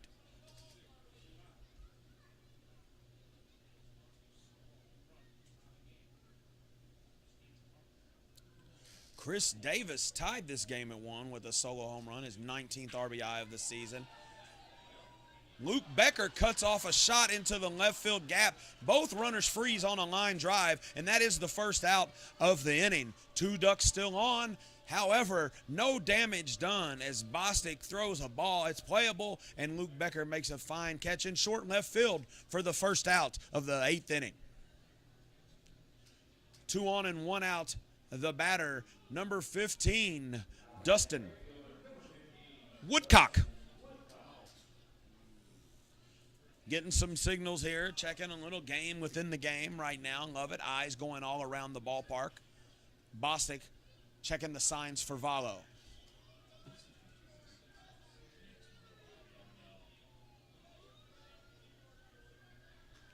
Check swing, foul ball, strong exit velocity into the stands. Hits a chair and bounces all the way back down to the lower level. I like to call that Genomes Plinko.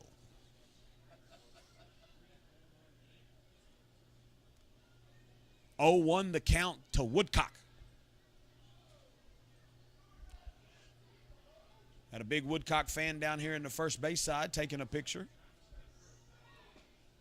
Inside corner for strike 2. Woodcock thought about swinging, thought again. By that time, it was too late. 91 across the plate from Bostic. 2.08 ERA on the year for Akeem Bostic. 6'4", tall, very imposing looking on the mound. Maybe that's just me. Anything over 6 foot's opposing to me. Nice block up by Valo. Keeps the runners in place. Takes the count to 1-2. Just misses low and in.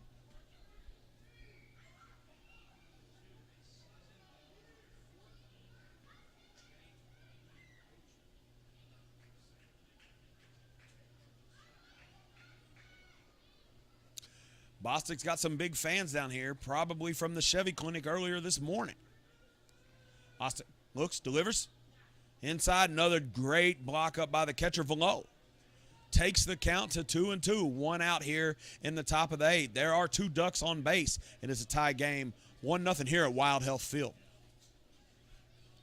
Pepsi Party Deck still rocking up there. Bostic taking a little time to himself. Gotta love it. The pitcher, it is your time.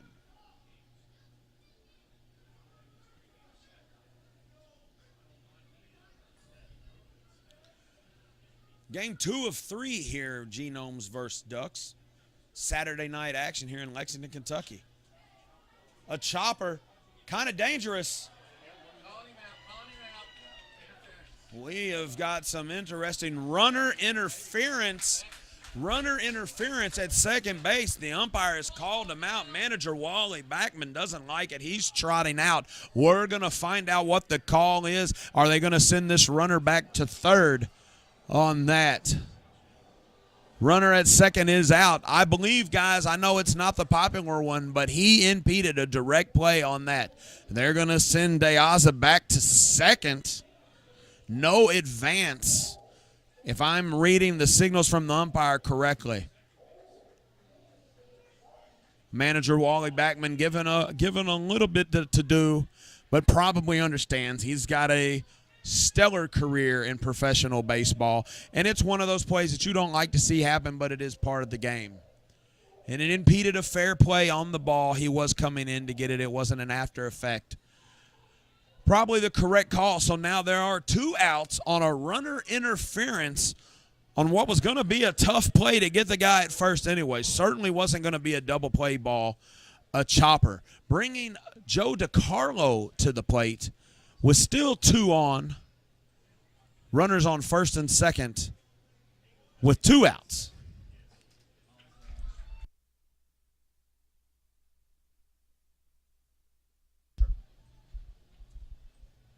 Bostic delivers 0-1. Umpire's right on that. 3-man team, big help in that situation. Got all the angles covered. As a manager, you absolutely have to come out and question that anytime. That's because that is such a judgment call. Foul ball coming right up here off the glass of the owner's suite. I've mentioned those a couple of times tonight. We've got some suites available for the rest of the year. Playing baseball all the way into September this season. You can call Taylor Redinger or Will Painter to book your suite nights here at Wild Health Field. 0-2 the count to DiCarlo. 2 outs. Bostic working the outside, misses, high and out. 1-2 the count.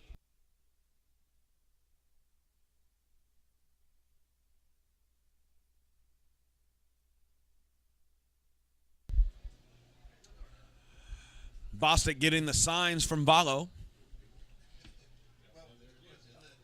1.93 ERA on the year. Single up the middle. Demetrius Moore fields it, but slides down, holds the runner at first, scores one, breaks the tie. We've got runners on the corner with 2 outs. As Deaza scores, it is now 2-1 Long Island. Solid at bat, not a bad pitch, just got a hold of it. Demetrius Moore knocks it down, saves probably 2 runs on the play. Has to slide, keeps the runner at first, but it is now 2-1 Ducks. Still 2 outs with Vladimir Frias to the plate.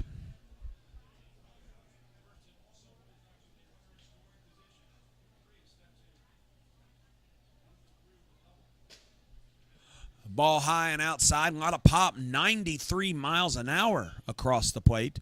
Frias with a 1-0 count. Bostic checking the signs from Valo.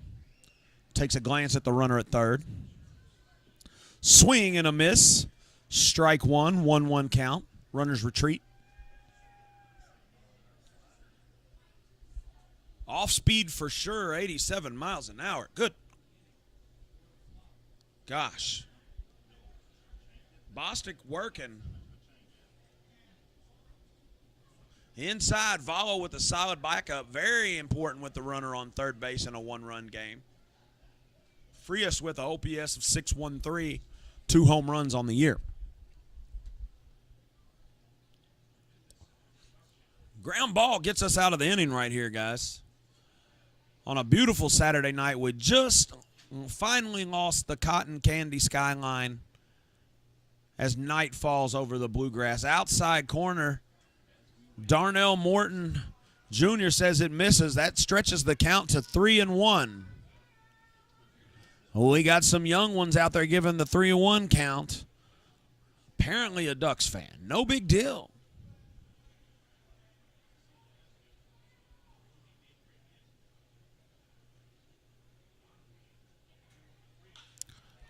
A deep hit ball to right field. PA gets under it. And it's just a long fly ball out to Frias to end the inning, but not before the Ducks score 1 as we go to the midway part of the 8th. It is now 2-1 Ducks.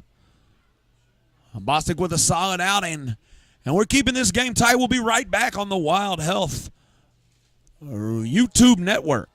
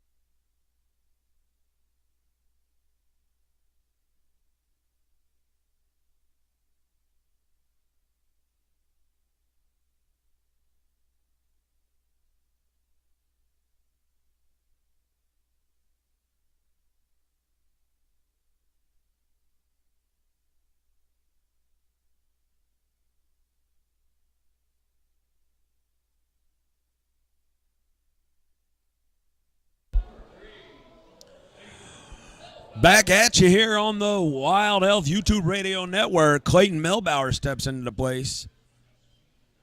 Jose still on the mound for the Ducks. 2-1 lead. Melbauer to lead off.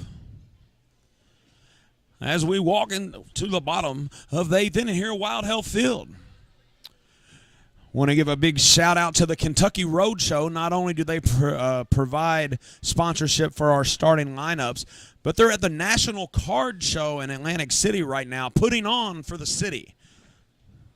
Got a booth. They do so much for the community. And considering that I've got about 6 players out here tonight that have cards at that card show, including Chris Davis, the lone home run for the Genomes tonight, I thought it'd be important to give the Kentucky Roadshow shop a shout-out. Located over off Romney Road. You ever go in there, tell them the legend sent you.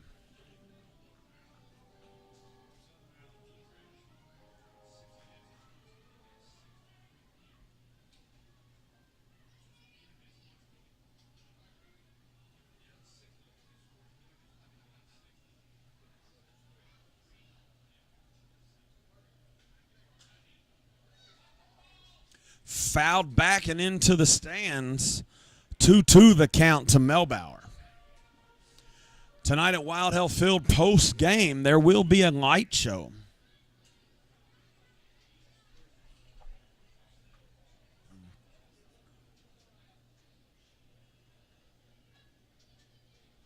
The delivery. Foul tip to Melbauer, staying live in the account at 2-2, battling, protecting the plate. 4 home runs, 9 RBIs on the short stint here with Wild Health.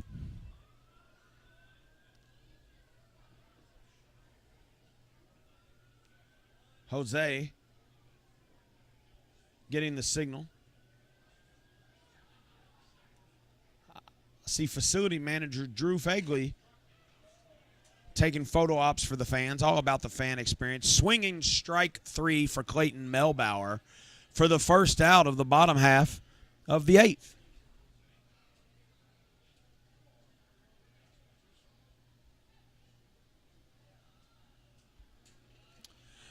With 1 out, the batter's Coach D, ladies and gentlemen, Demetrius Moore.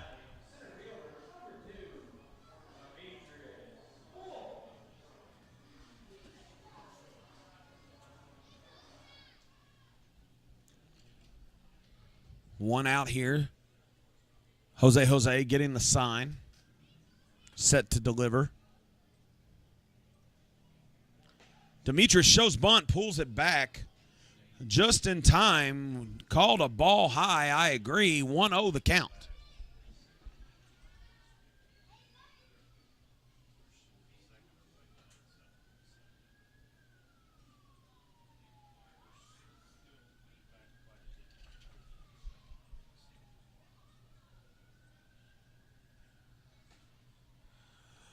Looks at ball 2. 2-0 count. Jose doesn't necessarily like it. I think he's having a little bit of conversation, having a little bit of professional conversation with umpire. He's saying it's a little bit high. And, you know, it looked a little bit high. Kind of hard to tell. Demetrius Moore standing at 5'8".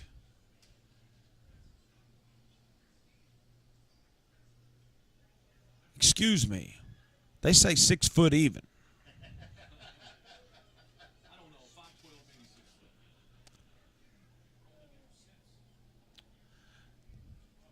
You know, just foul ball back and out of play. 2-1 the count. Now, listen, I like Demetrius. He's a great guy. But I was standing right next to him today, and I'm glad to know that now I'm officially 6 foot tall.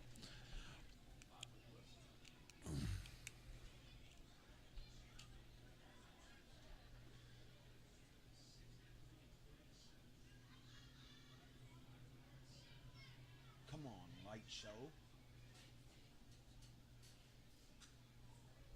Fouls another one back, takes the count to 2-2. He's battling 90 miles an hour from Jose. With that hidden delivery, I would say that gets a lot of batters.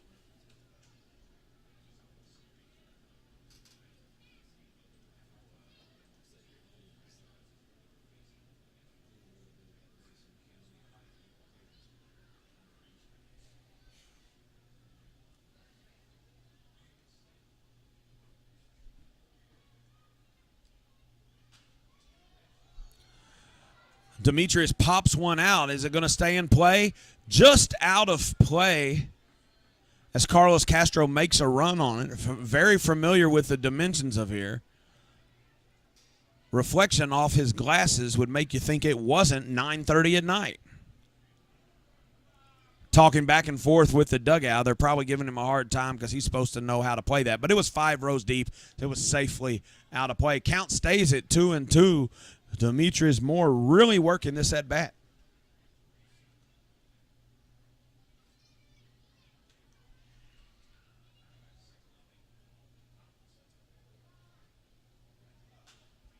Once again, fouled over the mattress, overstock. Stables might have hit the parking lot, might not have. These kids are going to sprint after it anyways. I surely hope they sleep good tonight. We should charge parents for this extracurricular activity. I'm kidding.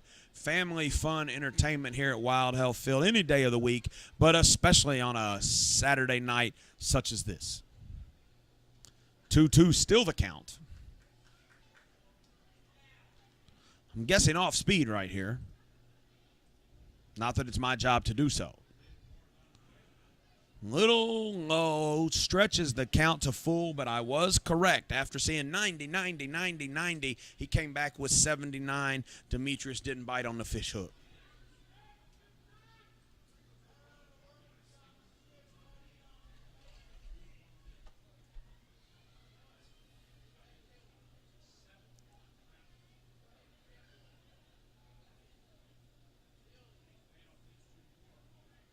Time is called. Too much indecision. Now we're going to go reset through the whole thing. Batting glove, cleats, everything. Got to get set. Jose doing some rubbing, doing some talking. I'm not sure. Can't, got a lead. Got a full count. Yeah, he's working you. Can't be too upset. See what you come with right here.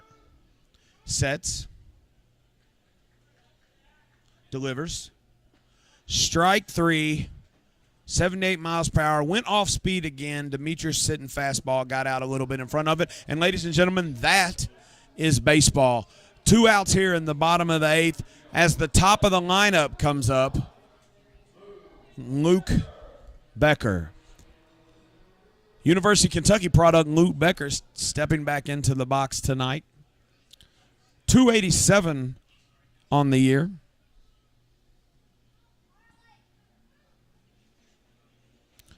Raised his average ever so slightly. Came into the series batting .285. Ready to take his first pitch. Jose delivers. Swing, strike 1.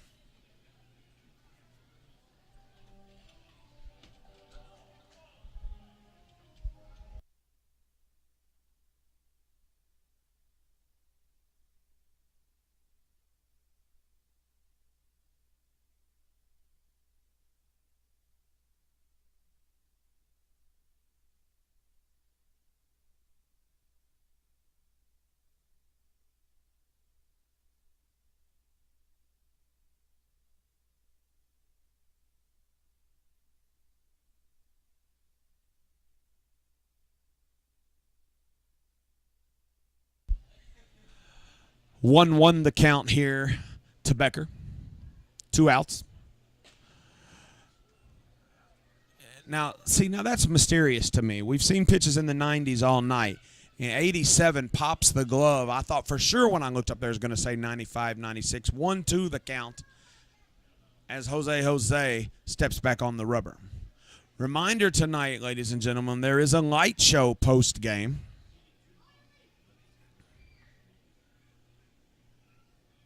Sets, delivers, and strike 3. Jose gets them out of the 8th. So when we come back, we'll be headed into the 9th inning of a 1-run game here between the Long Island Ducks and the Wild Health Genomes here on the Wild Health YouTube Radio Network.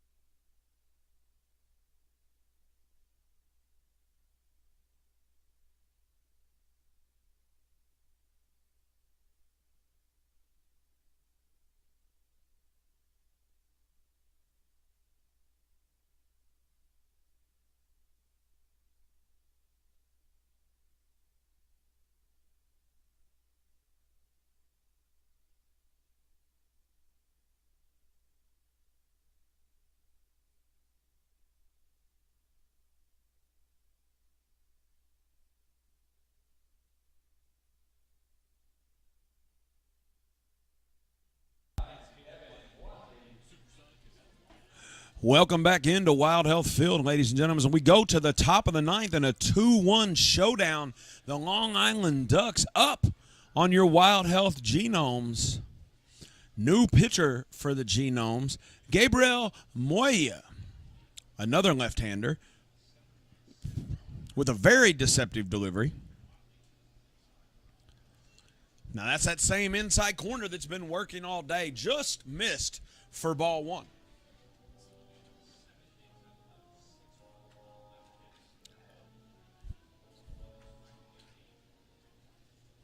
A left-hander that we know for a fact, major league experience.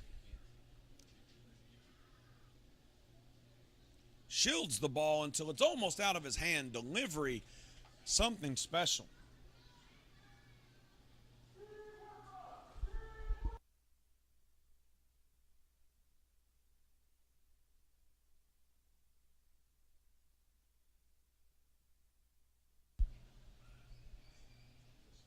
Watley steps into the box. It's a 1-1 count. Moya on the hill.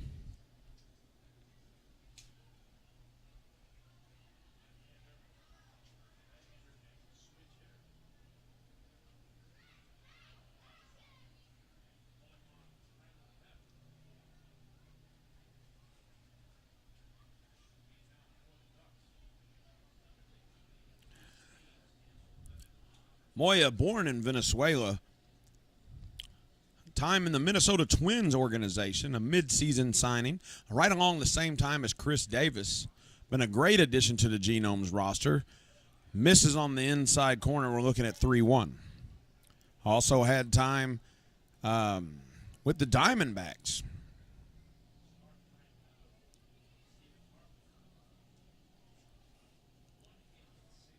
From Cabimas, Venezuela, 27 years old, a filthy left-hander. Very deceptive delivery. Likes to hide the ball till right about release point. Makes it a tough one to see. Working right to left across the plate and then coming back and hitting that inside corner, taking the count to 2-2.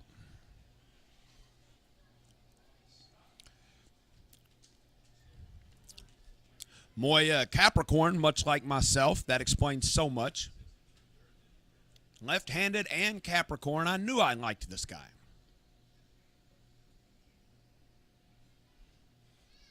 Who sits and waits, gets the signal, sets. Time.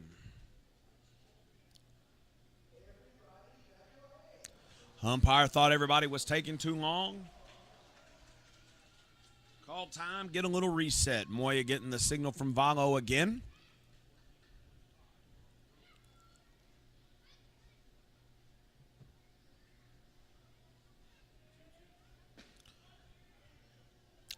There's that inside corner at 87. A little high, I believe, the home plate.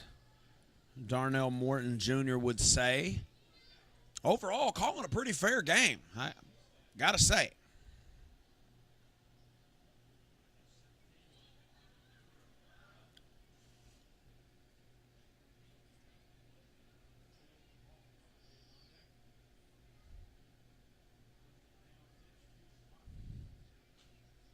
Foul ball back into the net. Full count here.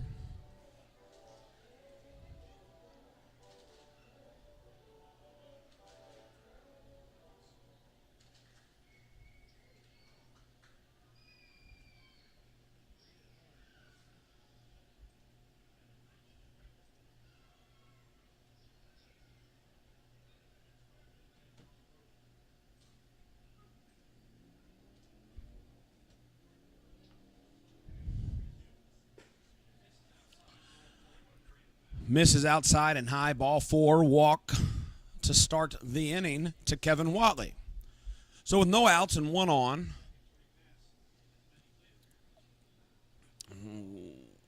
Watley's drawn a couple walks tonight. Moya stepped back out, getting the signals. Had to get a little wardrobe change over at first base.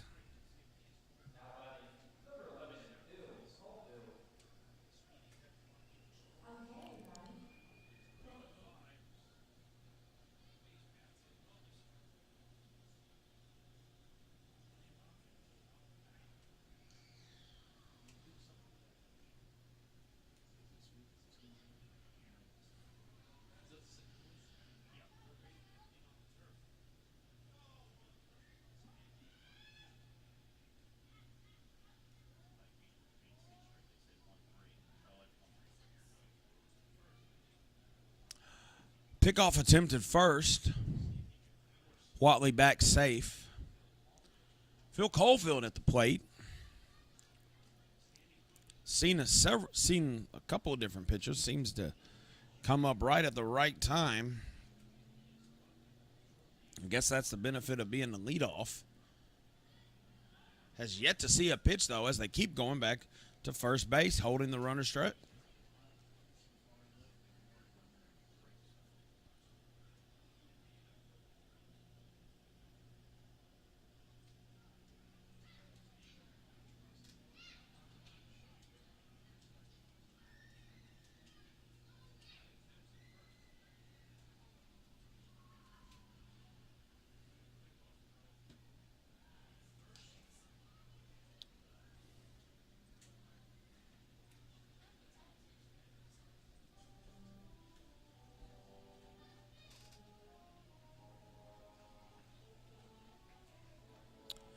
Three straight look-backs at first base, keeping the runner honest. Caulfield yet to see a pitch in this at-bat. And 4 in a row.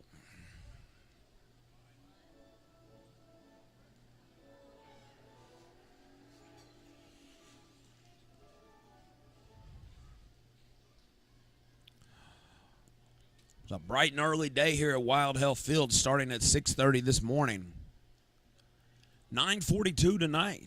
Day 2 of Chevy Youth Baseball tomorrow. Pitch to Caulfield. They finally got him to show that he was trying to bunt.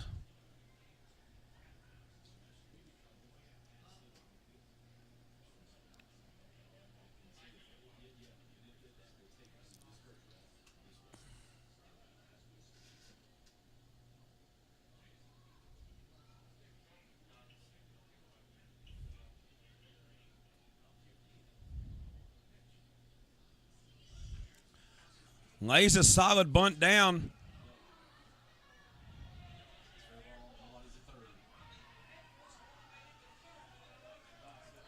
Guys, I'm sorry for that long pause, but that was just one of those baseball things. Caulfield lays down a bunt. They follow it down the third base line. It appears it's going to roll foul, but it stops right on the foul line. It is a fair ball. Third base was crashing in. We've got runners on the corners and no out because that's just how small ball plays sometimes.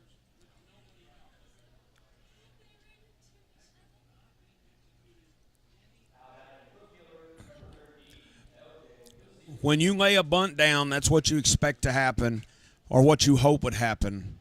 Quite frankly, I just wish it hadn't happened against us. Runners on the corners, no outs here in the top of the ninth. Ducks leading 2-1. And lo and behold, L.J. Mazzilli steps back in the box.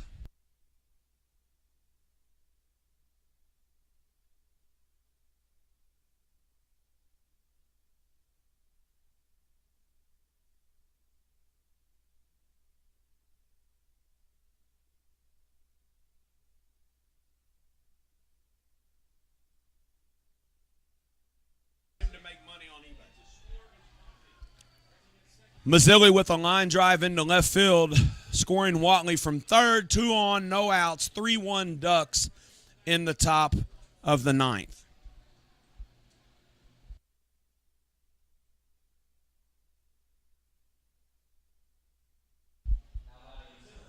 Mazzilli 2 hits on the night, bringing Alejandro De Aza up to the plate.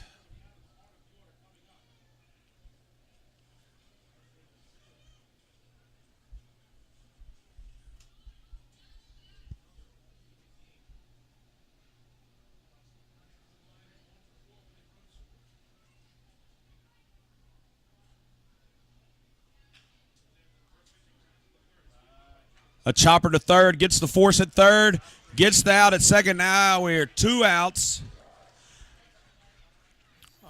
5-3 double play. Runner on second, 2 outs, 3-1 game.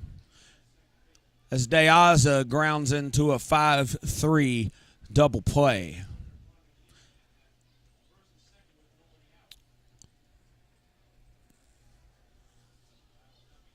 And that's one way to get you a couple of outs here in the top of the ninth. Runner on second. Moya steps back on the hill.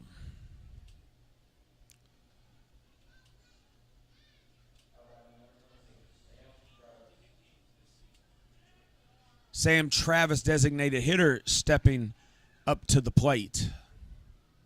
Moya with the delivery. Inside and high. Backs him back a little bit. Ball one.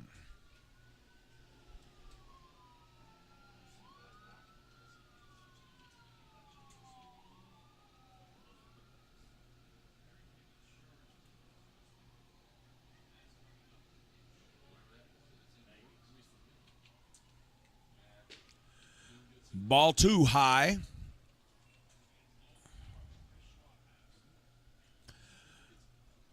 And 2 outs here. Moya coming back across. Working back and forth. Mid-70s to high 80s. Touching almost 90. Working across 2 or 3 pitches here. Valo gives him the signs.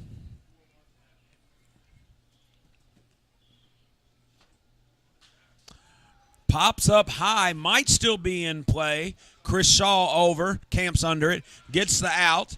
And we move to the bottom of the ninth, but not before the Ducks add another one to their lead. It is 3-1 going into the bottom of the ninth, and it is time to show the fans on YouTube and here at Wild Health Field what a home field advantage is all about. When we come back, bottom of the ninth, it's 2 to tie, 3 to put the W's up here at Wild Health Field.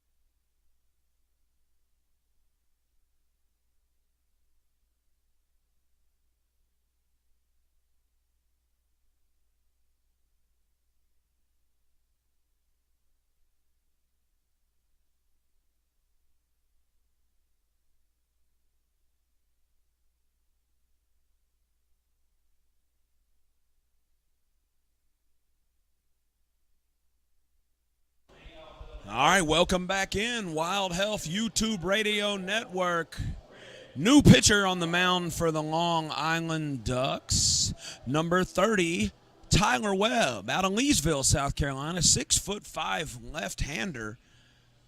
Last team he was on was in Memphis. That's AAA. Cardinals affiliate.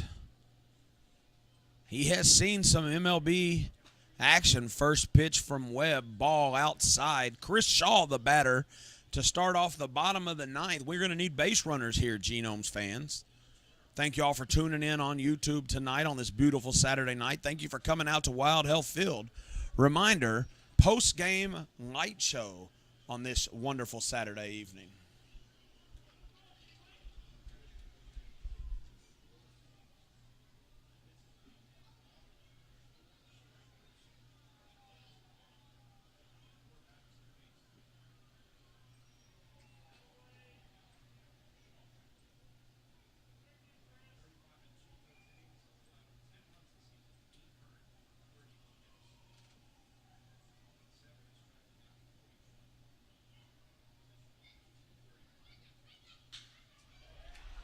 A shot to deep center field by Shaw.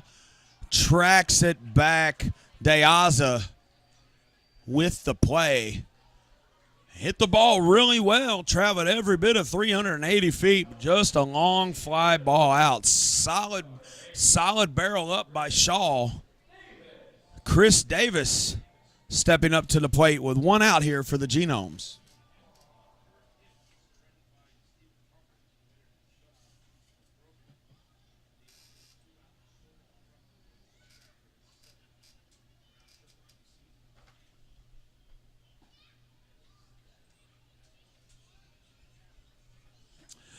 Strike one to Davis.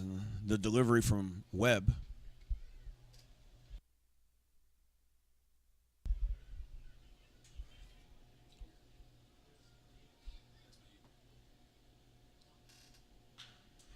Davis ball, the ball into the gap. Spins and throws. Got him at first. Castro with the stretch. Frias with a very nice play at third. Spinning and throwing. And getting Davis at third. The Genomes down to their last out on this Saturday night 3-1 game here. And if I had to pick a batter coming up, it would be Jimmy Paredes. The second baseman, the utility, number 25, Jimmy Paredes. Spent time in the big leagues with our former parent team, the Kansas City Royals. Ironically, he spent time with both the former parent teams out of Lexington when we were members of the South Atlantic League, the Astros and the Royals. Paredes takes two straight pitches, 1 ball, 1 strike. We're looking at a 1-1 count here as Tyler Webb, the 6'5" left-hander, sets to deliver. Paredes nubs one. Foul. First base umpire Bob Howard calls it foul. It's a good call and keeps his plate appearance alive. They're checking the ball. They're going to toss it over here. Might become a souvenir for a fan.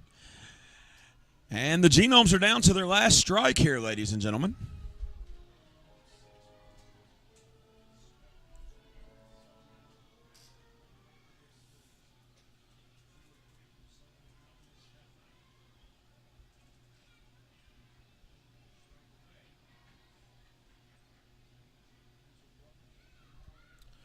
Webb with the delivery. Paredes a hit to second, sprinting down the line. Caulfield makes the play to first at Castro.